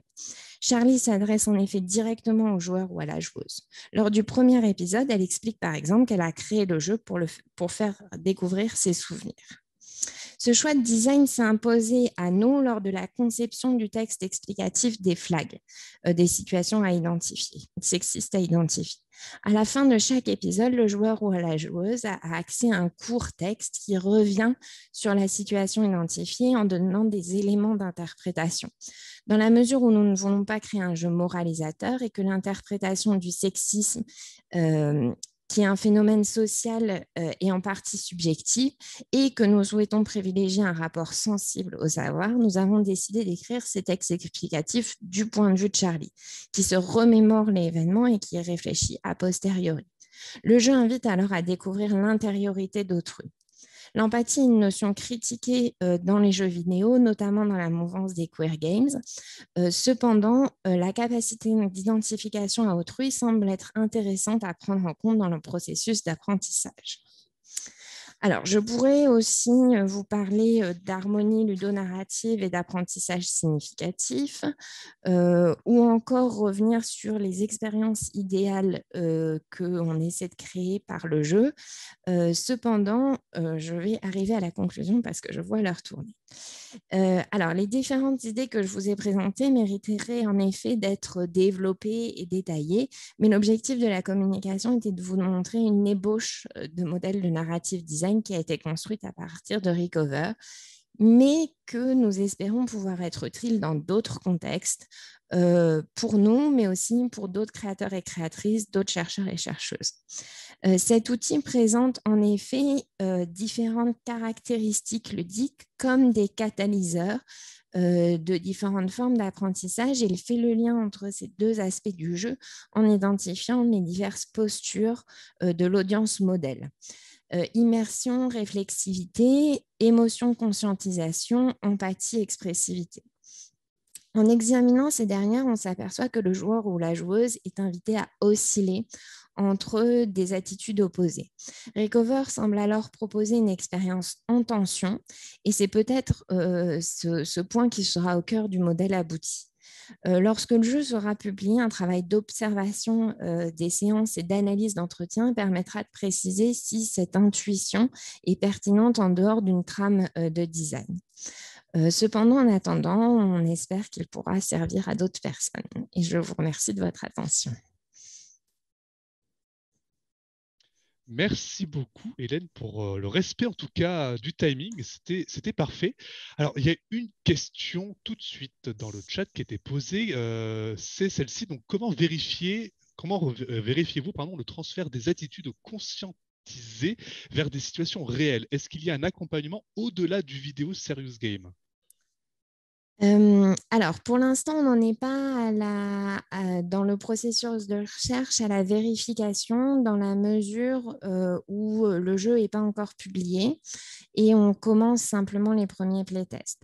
Dans l'accompagnement, en fait, le jeu fera partie d'une expérience plus large, avec notamment des cafés Recover, par exemple, en entreprise, qui seront animés par des psychologues du travail qui pourront justement nourrir la discussion à partir de l'expérience vidéoludique. En fait, l'idée, c'est comme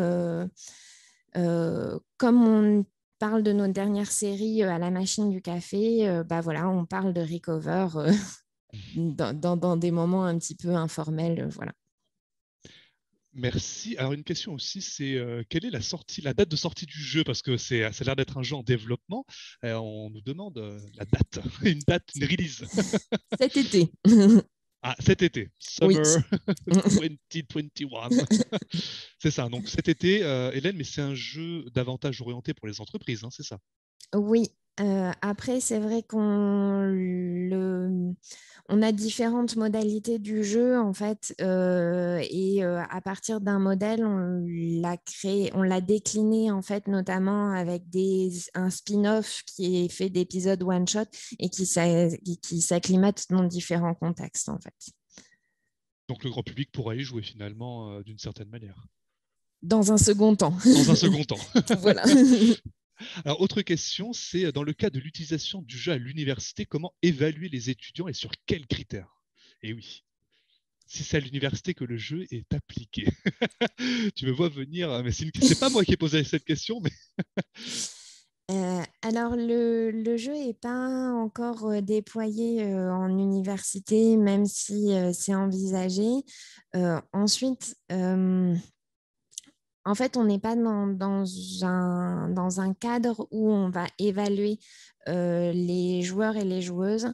C'est-à-dire que l'idée du jeu, c'est de euh, donner une expérience fictionnelle qui ensuite est base à la discussion. Et c'est de cette discussion-là qu'on peut apprendre les uns des autres. Parce qu'en fait, certes, il y a des choses à savoir sur le sexisme qui sont de l'ordre de la légalité, etc. Mais en même temps, il y a aussi beaucoup de phénomènes qui sont de l'ordre de l'interpersonnel. Et c'est pour ça qu'on privilégie les discussions dans certains cadres pour faire émerger comme ça le dialogue. D'accord. Donc peut-être avoir pour l'université dans un second temps, c'est envisagé en tout cas, hein. C'est ça pour revenir à la question. Une autre question, Hélène, donc là c'est sur la thématique du jeu, c'est quel est l'équilibre entre sexisme masculin, sexisme féminin ou parfait équilibre? Qu'est-ce qu'il en est? Et oui. Alors, comme je l'ai dit, alors, on n'a pas voulu, le sexisme et pas juste tourné envers les femmes, et les hommes sont aussi victimes de sexisme. Donc, du coup, c'est représenté dans le jeu. Après, sans prétendre à vouloir représenter absolument les phénomènes sociaux de manière exacte, le travail s'est beaucoup basé sur des faits et des témoignages. Or, dans une grande majorité, c'est quand même les femmes qui, en entreprise, souffrent énormément de sexisme. Et donc, je pense que c'est un petit peu plus représenté dans le jeu. Voilà. Quand tu parles de faits, c'est des faits réels en fait. La co-conception du jeu, c'est basé sur des faits réels, des histoires vraies. C'est ça? Oui. En fait, on est parti de faits qui ont été identifiés dans la recherche et d'énormément de lectures de témoignages. Et donc, du coup, à partir de tout ça, on en a fait des situations fictionnelles. Voilà. Fictionnelles, mais qui ont été reproduites finalement dans le passé et qui peuvent se représenter aujourd'hui dans le présent. Autre question dans le chat, c'est et en retour, sur quelle base les étudiants évalueront-ils leurs modules et ou leurs enseignements dans le cadre de ce jeu? Donc là, c'est vraiment la personne qui est derrière le jeu, comment elle peut évaluer, si j'ai bien compris. Sur quelle base en fait? Je crois que je ne comprends pas très bien la question, je suis désolée. Alors, peut-être que Hervé peut reformuler. Je pense que c'est la personne, comment elle peut savoir si finalement elle a conscience de cet apprentissage. Est-ce qu'elle a peut-être conscience du sexisme ou pas? Sur quoi elle se base? Peut-être que c'est ça, hein. Hervé, il ne faut pas hésiter à reformuler. En fait, il y a possibilité d'identifier les situations de sexisme avec ce bouton flag. Et ensuite, à la fin de l'épisode, on débloque des cadenas et on voit le nombre de situations qu'on a identifiées. Et quand on identifie une situation, Charlie nous explique un petit peu comment est-ce qu'elle a vécu la situation. Il ne s'agit pas de dire que dans tous les cas, la situation aurait été vécue comme ça, mais de donner une piste d'interprétation de l'événement, en fait. Oui, donc en fait, le jeu donne un feedback sous la forme de situations dans lesquelles il y a eu un flag, s'il était bon ou pas, finalement. Oui. C'est le jeu qui renvoie un feedback. Et une question qui était posée sur Twitch, oui, parce que finalement, il y a aussi des personnes qui nous regardent. Alors, c'est sur la bibliographie. Est-ce que tu as un lien ou alors un endroit sur toutes les références bibliographiques que tu as montrées? Est-ce qu'on pourrait les récupérer? Ça pourrait intéresser d'autres personnes. Ou alors, oui, n'hésitez pas à me contacter et puis j'envoie le PDF. En fait, Alors, les sessions sont enregistrées, hein, je le rappelle à toutes et tous. Hein. Donc, tout est enregistré. Vous aurez la possibilité de re-regarder après ces présentations. Il y a l'article aussi. Hein.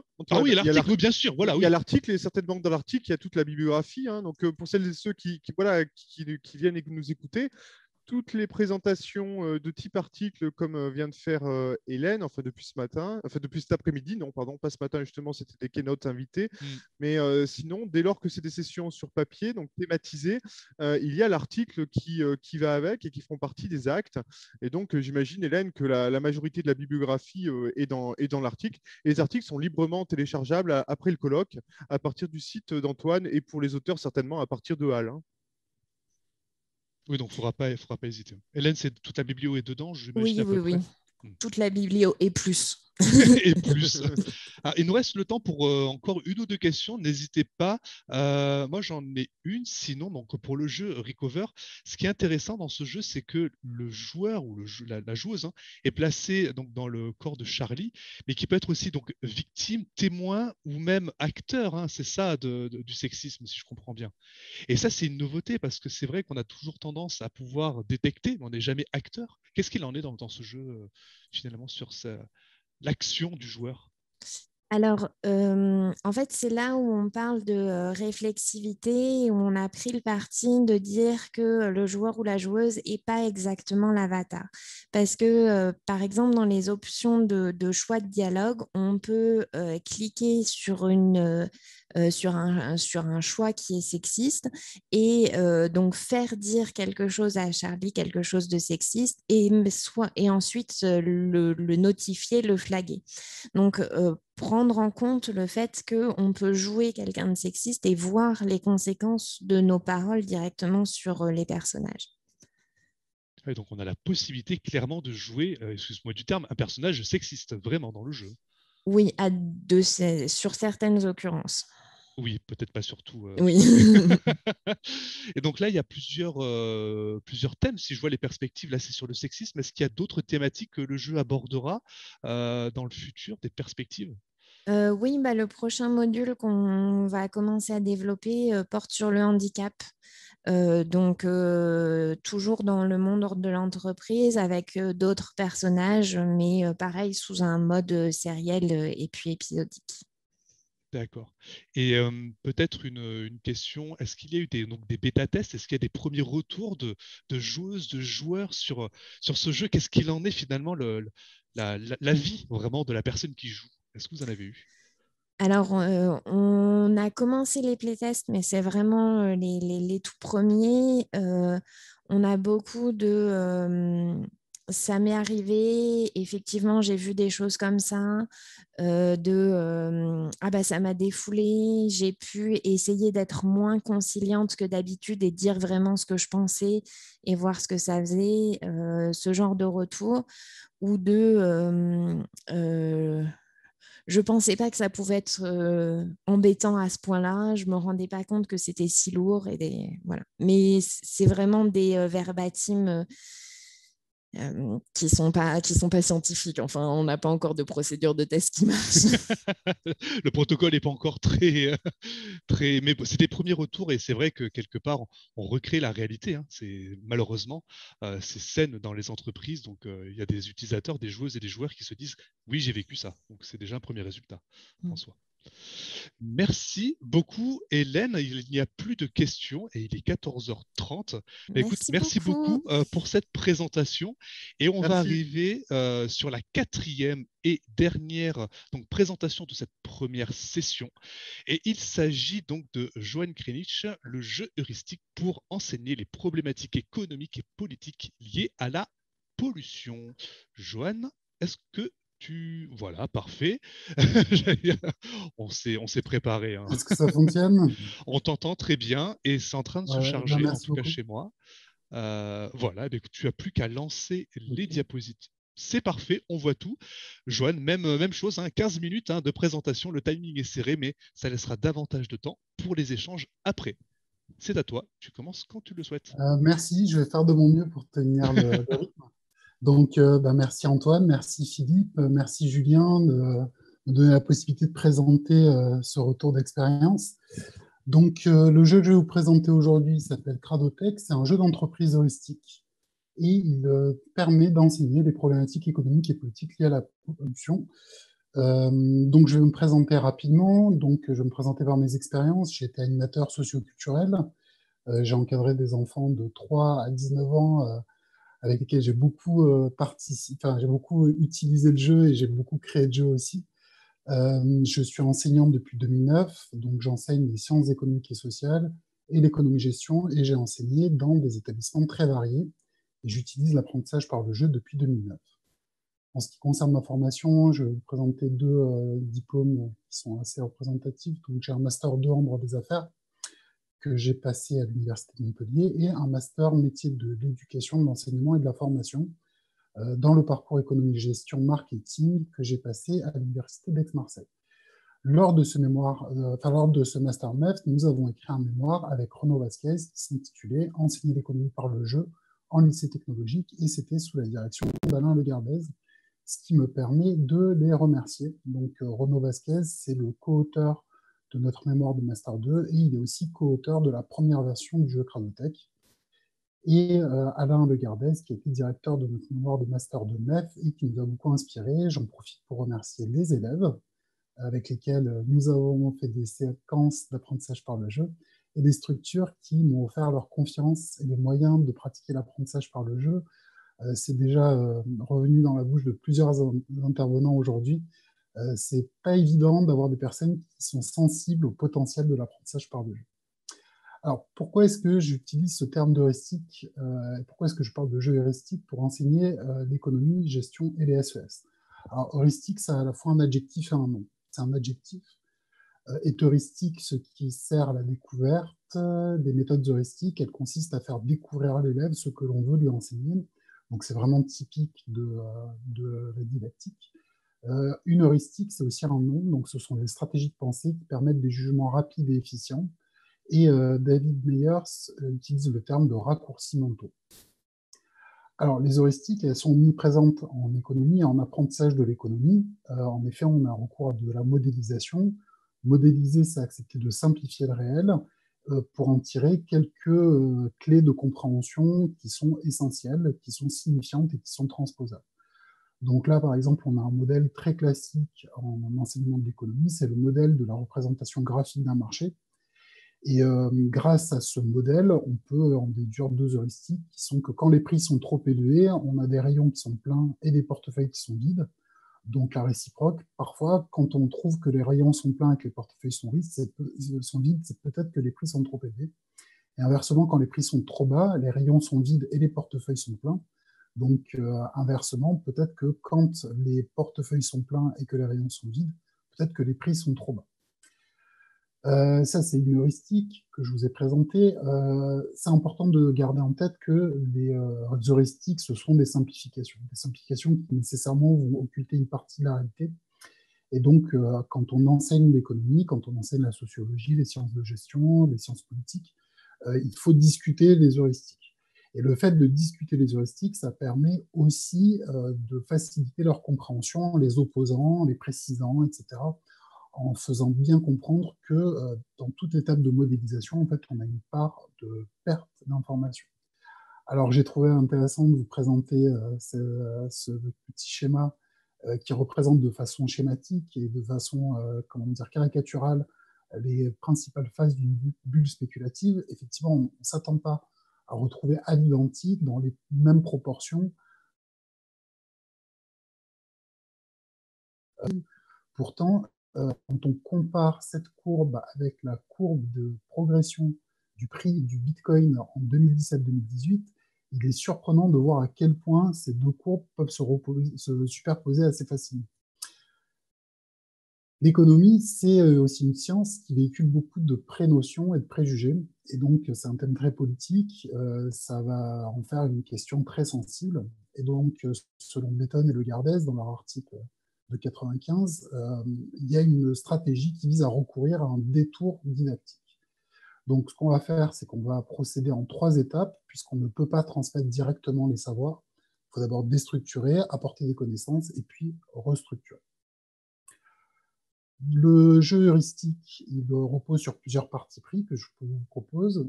Donc déjà, le jeu heuristique il repose sur la conception d'une situation de problème, qui est signifiante et favorable à la découverte de savoir à enseigner. Donc le jeu heuristique, ce n'est pas un jeu pour s'entraîner, ce n'est pas un jeu qui a prétention de simuler la réalité, ce n'est pas un jeu qui vise à évaluer, ce n'est pas non plus un jeu d'éditeur. Le jeu heuristique, il va expliciter ses objectifs pédagogiques. Le jeu heuristique va chercher à s'intégrer à une séquence d'apprentissage qui est tout à fait ordinaire, c'est-à-dire qui consacre du temps à l'institutionnalisation, à la trace écrite, qui va proposer aussi des exercices aux élèves et qui va se conclure par une évaluation généralement sommative. Le droit à l'erreur et l'asymétrie des rôles sont au fondement de l'accord d'usoir et du contrat pédagogique. Ça, c'est quelque chose qui est explicité dans le jeu heuristique, donc on va le dire et on va le voir quand on va présenter la séquence que je vais vous présenter aujourd'hui, Cradotech. La complexité, l'engagement, la motivation viennent des arbitrages et des interactions sociales. Donc on pourrait imaginer qu'une complexité viendrait des règles, du matériel, du gameplay, de la quantité d'informations à traiter. Nous, vraiment, ce qu'on essaie de faire, c'est au contraire de lever ces freins et d'essayer de se reposer au maximum sur les arbitrages, sur les choix à faire et sur les interactions sociales qui vont naître à l'intérieur des équipes et entre les participants, voire de groupe à groupe. Les mécaniques de jeu s'approchent des modèles théoriques et la réalité est analogue à la narration, donc tout ça, ça va nous permettre de faciliter l'institutionnalisation. Alors, on veut créer une situation de problème. Pourquoi? Parce que souvent, on a l'effet jeu de quiz quand on fait une séquence d'apprentissage par le jeu.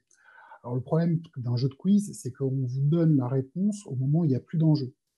Et donc, on n'est pas motivé, en fait, pour apprendre, pour comprendre, pour explorer, pour mémoriser, puisque l'enjeu est déjà arbitré. Donc, il y a déjà les points qui ont été accordés ou refusés.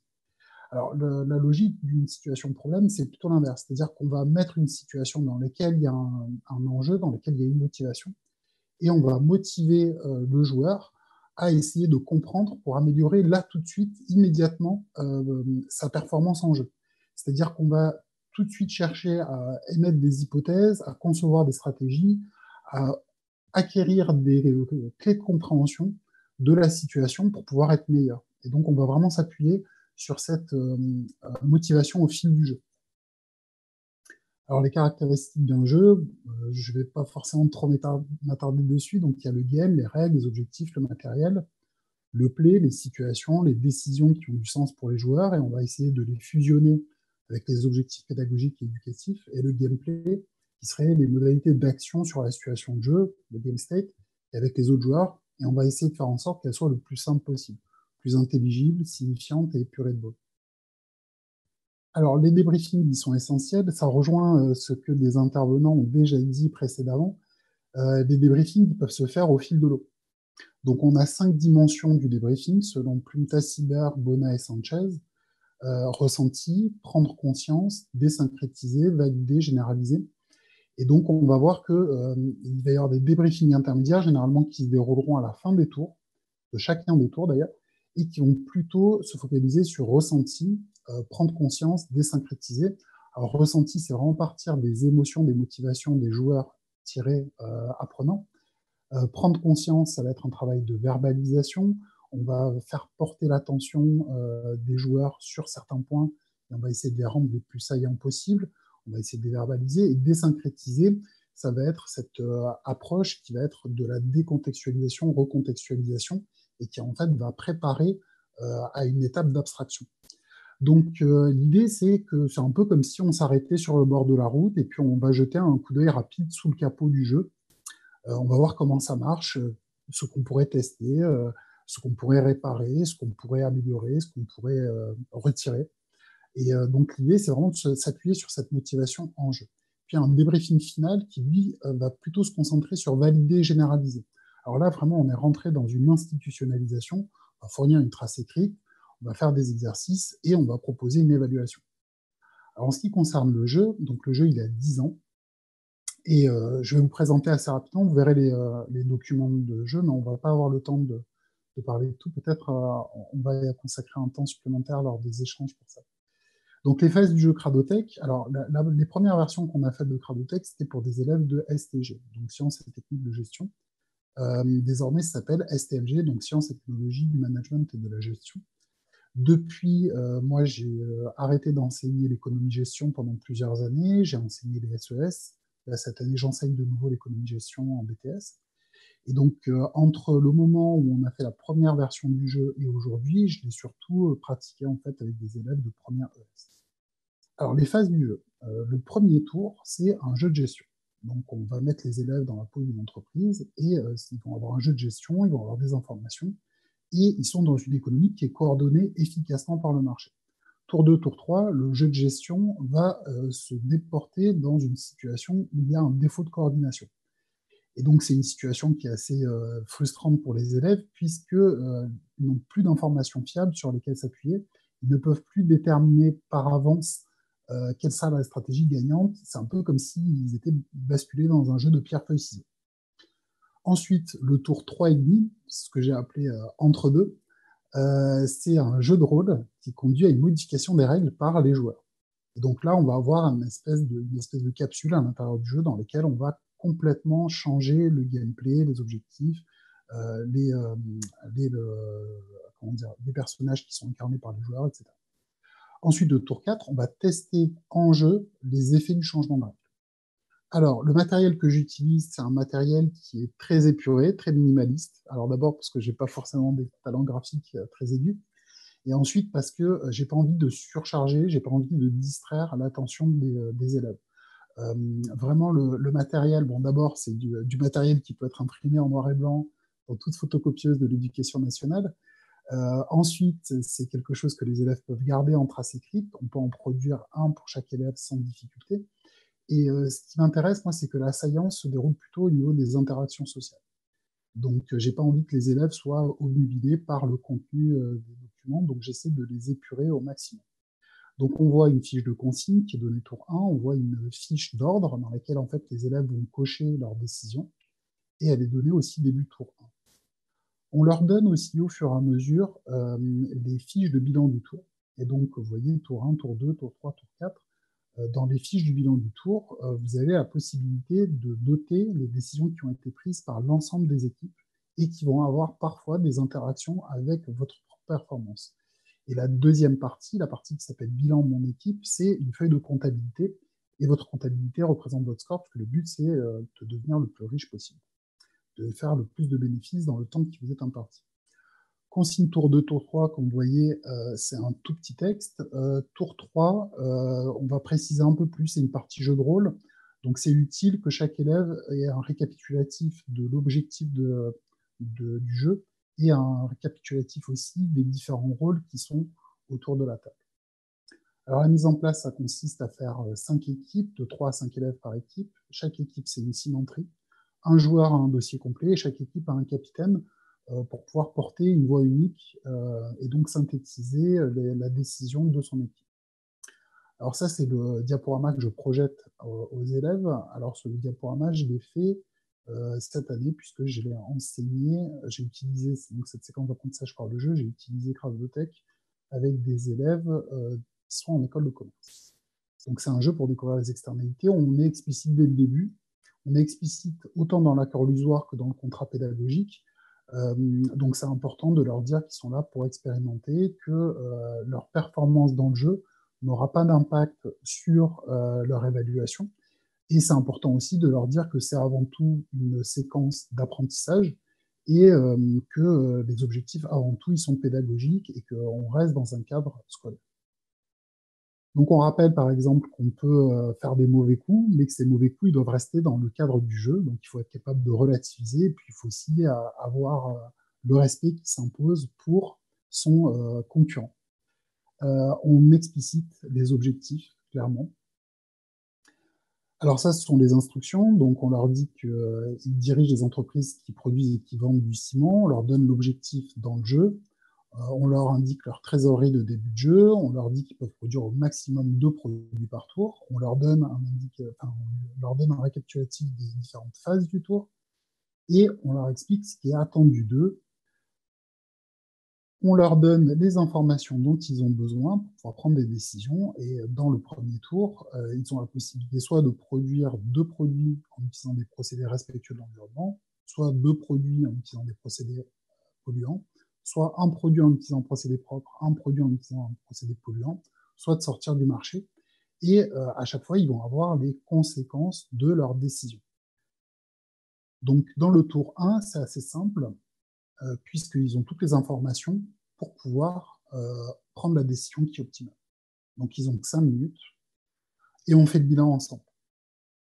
Alors, tour 1, on leur propose une situation de coordination par le marché, on leur demande d'optimiser, c'est là que résulte la tension, l'intérêt de la décision qui est donnée aux joueurs.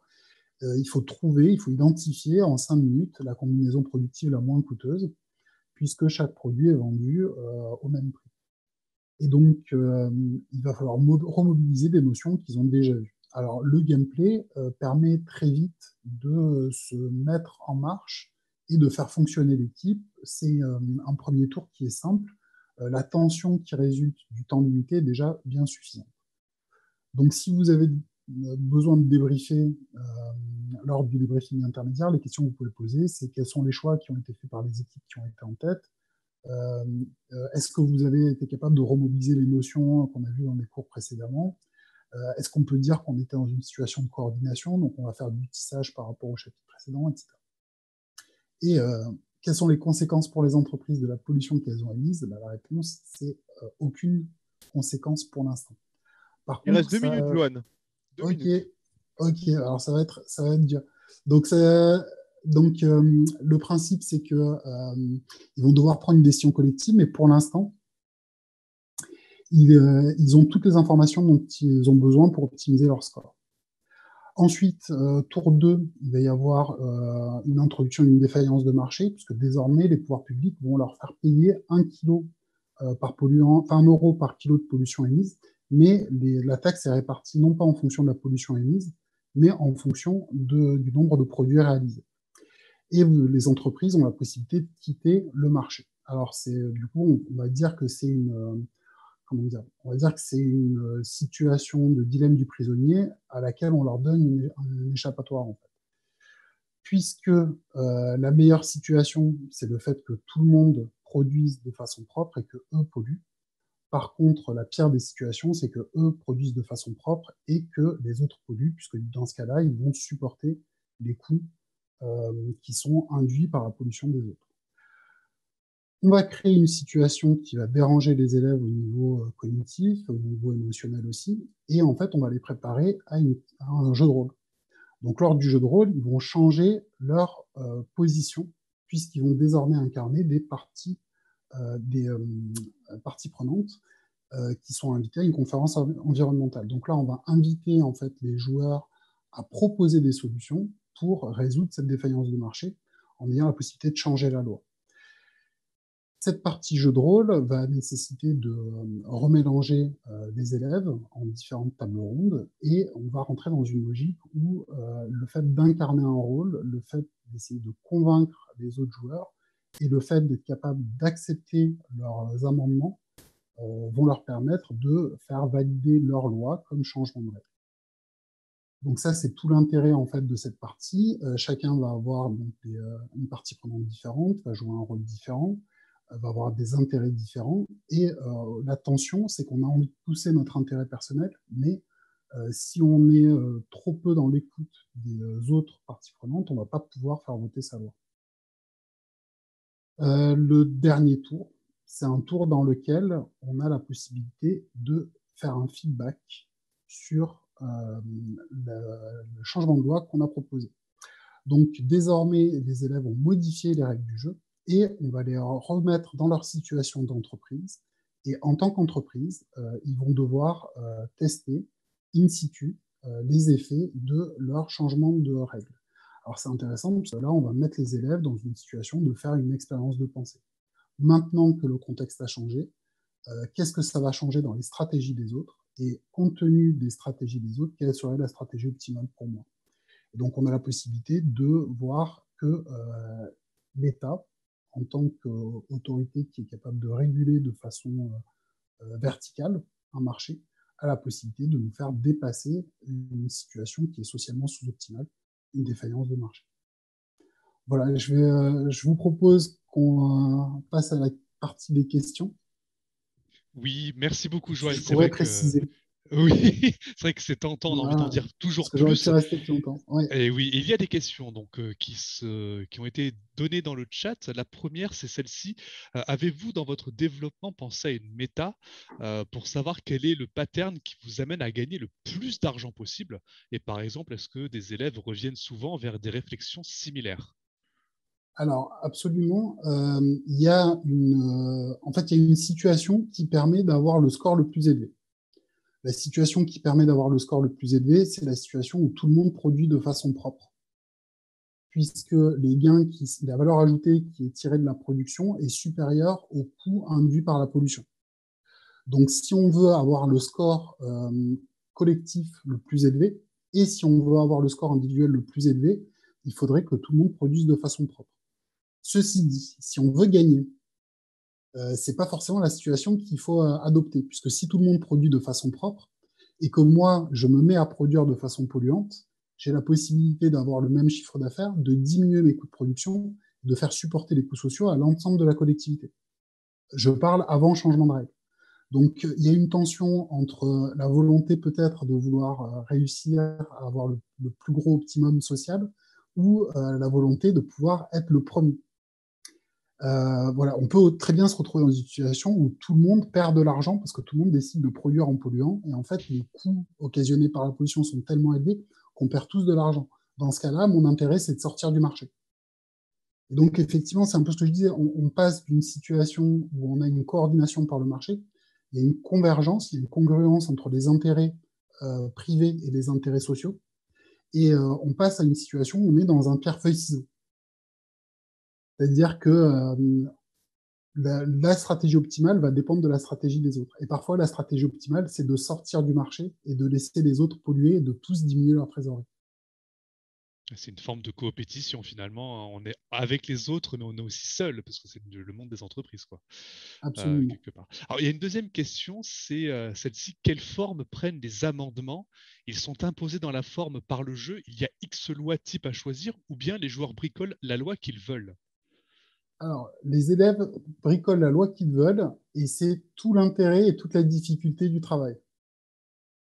Alors, C'est-à-dire? le principe, c'est le suivant. C'est que souvent, les élèves viennent avec une idée. Ils disent, faudrait faire ça. Et ils sont un peu dans le mode, Yaka Faucon, qui a fait du commerce. Et donc, si le joueur qui joue le gouvernement n'est pas suffisamment exigeant en termes de formalisation de la loi, c'est le rôle du meneur de jeu qui est un peu volant, en fait, pendant la partie jeu de rôle, qui va dire, OK, c'est une piste intéressante, est-ce que vous pouvez le formuler sous la forme concrète de changement de règle du jeu? Et donc, tout l'intérêt de ça, c'est qu'on met les élèves en situation de créativité et on les oblige en permanence à être dans une logique d'expérience de pensée. C'est-à-dire, si je change ça, qu'est-ce qui va se passer? Est-ce qu'il y a une faille? C'est quoi le problème en définitive? Où est comment dire, où est la situation qui en fait une défaillance de marché? Et pareil pour les amendements. C'est vraiment par la discussion entre les élèves qu'on a des échanges qui sont intéressants et qui sont facilement institutionnalisables. C'est-à-dire qu'on peut raccrocher aussi à ce qu'on peut voir dans une convention environnementale, dans la vraie vie. C'est aussi ce qui fait, voilà, c'est aussi pour ça que je disais que le jeu heuristique a vraiment besoin de se reposer sur la complexité qui tient aux échanges sociaux. C'est pas le jeu qui est complexe, ça va être la teneur des échanges entre les élèves. Donc, pour répondre à la question de façon précise, non, les élèves sont complètement libres de la forme que prennent les amendements. Par contre, le meneur de jeu doit leur dire, écoute, là, c'est pas applicable. C'est pas un changement de règle que tu m'as proposé, c'est des idées. C'est comment dire, c'est un vœu pieux. C'est un vœu pieux. On n'a qu'à dire qu'on fait comme ça. Ok, on n'a qu'à dire qu'on fait comme ça, mais concrètement, est-ce qu'il y a une sanction? Est-ce qu'il n'y a pas de sanction?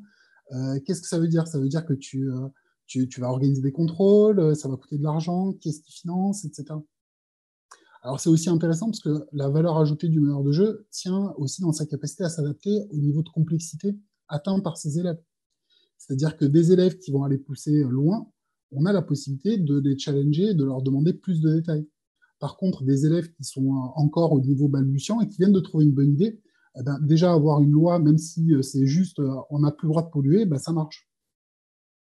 Voilà, c'est aussi ce qui fait notre valeur ajoutée en tant que formateur. Et à la fin justement de ces séances, alors déjà, sur combien de séances ça se passe, ce jeu? C'est c'est un jeu de simulation. On en fait certains d'entre nous en cours. Combien de séances, Joanne, pour celui-ci? Alors, ça dépend le temps que tu veux y consacrer. La première partie, en fait, elle est très brève, parce que comme tu as vu, les règles sont très simples, en fait. Donc, quand on a fait notre première version, c'était une version qui était longue. Et ce que j'ai appris, c'est que c'est bien d'avoir un minimum d'objectifs pour un jeu, de ne pas vouloir mettre trop de choses d'un coup, sinon ça va à l'encontre d'une modalité explicite de l'enseignement.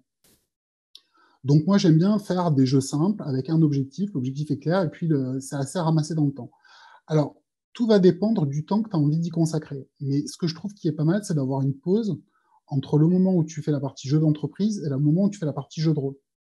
Et que les élèves arrivent avec une idée du rôle qu'ils vont interpréter, peut-être parfois qu'ils sont allés faire déjà des recherches préalables. Et du coup, ce qui est intéressant, c'est vraiment le conflit socio-cognitif qui va se créer autour de la table. Alors, même si parfois les élèves viennent avec des idées reçues, ça rééquilibre un peu entre l'élève qui s'intéresse déjà aux problématiques environnementales et celui qui ne s'y intéresse pas. Celui qui est motivé et qui sait qu'il va devoir défendre une proposition de loi, qui va défendre une partie prenante au sein d'une table ronde, il peut arriver plus motivé. Alors, en gros, ça dépend du temps que tu as envie d'y consacrer. Moi, généralement, c'est assez protéiforme, en fait. C'est-à-dire que la première partie, elle peut être assez courte. En 1 heure, tu peux faire la première partie, 1 heure et quart. Par contre, la partie jeu de rôle, ça va dépendre de ce qui sort. Et plus les échanges sont intéressants quand les élèves proposent leur proposition de loi et discutent dans les amendements, au plus tu peux prendre dans le débriefing final. Parce qu'au fur et à mesure, tu peux valider, au fur et à mesure, tu peux nommer, au fur et à mesure, tu peux institutionnaliser. Donc, en fait, c'est du temps que tu as gagné par ailleurs. Et après, c'est aussi, comment dire, c'est aussi la compétence du meneur de jeu de savoir quand accélérer et quand ralentir. Ok, donc en fait, c'est modulable finalement. Le jeu est modulable en fonction de nos attentes et du nombre de séances. Ça peut être 1, 2, 3, 4, 5. On peut répéter, on va dire, les échanges ou ça devient un peu. 5 séances, c'est trop. 5 séances, okay. c'est trop. Dans les premières versions qu'on faisait, on avait 2 heures et 3 heures. Et là, aujourd'hui, je dirais entre 2 et 3 heures max. Sachant qu'il y a une partie ensuite où il faut institutionnaliser, où il faut faire des exercices. Voilà, on reprend quand même les notions et puis on n'a pas non plus un temps extensible à l'infini. Après, ça dépend aussi de si par exemple c'est des élèves avec lesquels tu enseignes les sciences politiques, tu peux travailler sur les modes de scrutin. Ou alors tu peux utiliser ce qui a été vu pendant la séquence de jeu lors d'un chapitre que tu vas faire de suite après sur les modes de scrutin. Ok, et j'imagine que dans le débriefing, enfin dans la phase. Dernière question, Antoine. Ouais, la dernière question, c'est est-ce qu'il y a vraiment une émergence d'une pensée critique chez les élèves vis-à-vis de cette économie durable, responsable, ou pas vraiment? Est-ce que tu observes vraiment une pensée critique émerger? Dans cette partie-là, oui et non. Surtout non, mais non, je vais être honnête. Hein. Vas-y. Dans cette partie-là, il y a 2 points qui reviennent. C'est premièrement le fait que souvent les législations, les changements de règles proposés ne suppriment pas la pollution. Donc ça, c'est la première chose sur laquelle on peut se baser. La deuxième chose, c'est que s'il n'y a pas de sanction, il faut aller challenger la règle. Et ça fait partie de l'intérêt pédagogique du 4e tour. C'est essayer de trouver la faille dans la règle. Et ensuite, si tu te poses la question pour ça, ça vient plus dans d'autres chapitres. Par exemple, moi, je le joue en première. Et en fait, l'économie du développement durable, c'est en terminale. Et c'est vrai que c'est au cœur du chapitre sur l'économie du développement durable qu'on fait en terminale en sciences économiques et sociales. Ok, eh bien écoute, merci beaucoup Joanne. J'imagine que si on veut en savoir plus, il faut aller lire le papier, en tout cas, il faut aller lire la communication qui a été proposée. Merci beaucoup à toi pour eh bien, cette 4e et donc dernière présentation de cette première session. Voilà, j'allais le dire à Philippe, donc n'oubliez pas qu'il y a toujours le lien Bicast. N'hésitez pas à alimenter donc voilà le nuage de mots du colloque. On attend vos propositions, on attend votre participation. C'est grâce à vos retours que l'on pourra faire grandir à cet événement et avoir aussi bien votre opinion. Eh bien écoutez, on va se laisser une petite pause. Je pense que c'est bien mérité, n'est-ce pas Philippe? Petite pause café, thé, goûter. 15 minutes. Voilà, 15 minutes et on attaque donc la session sur les escape games Voilà, donc à tout à l'heure.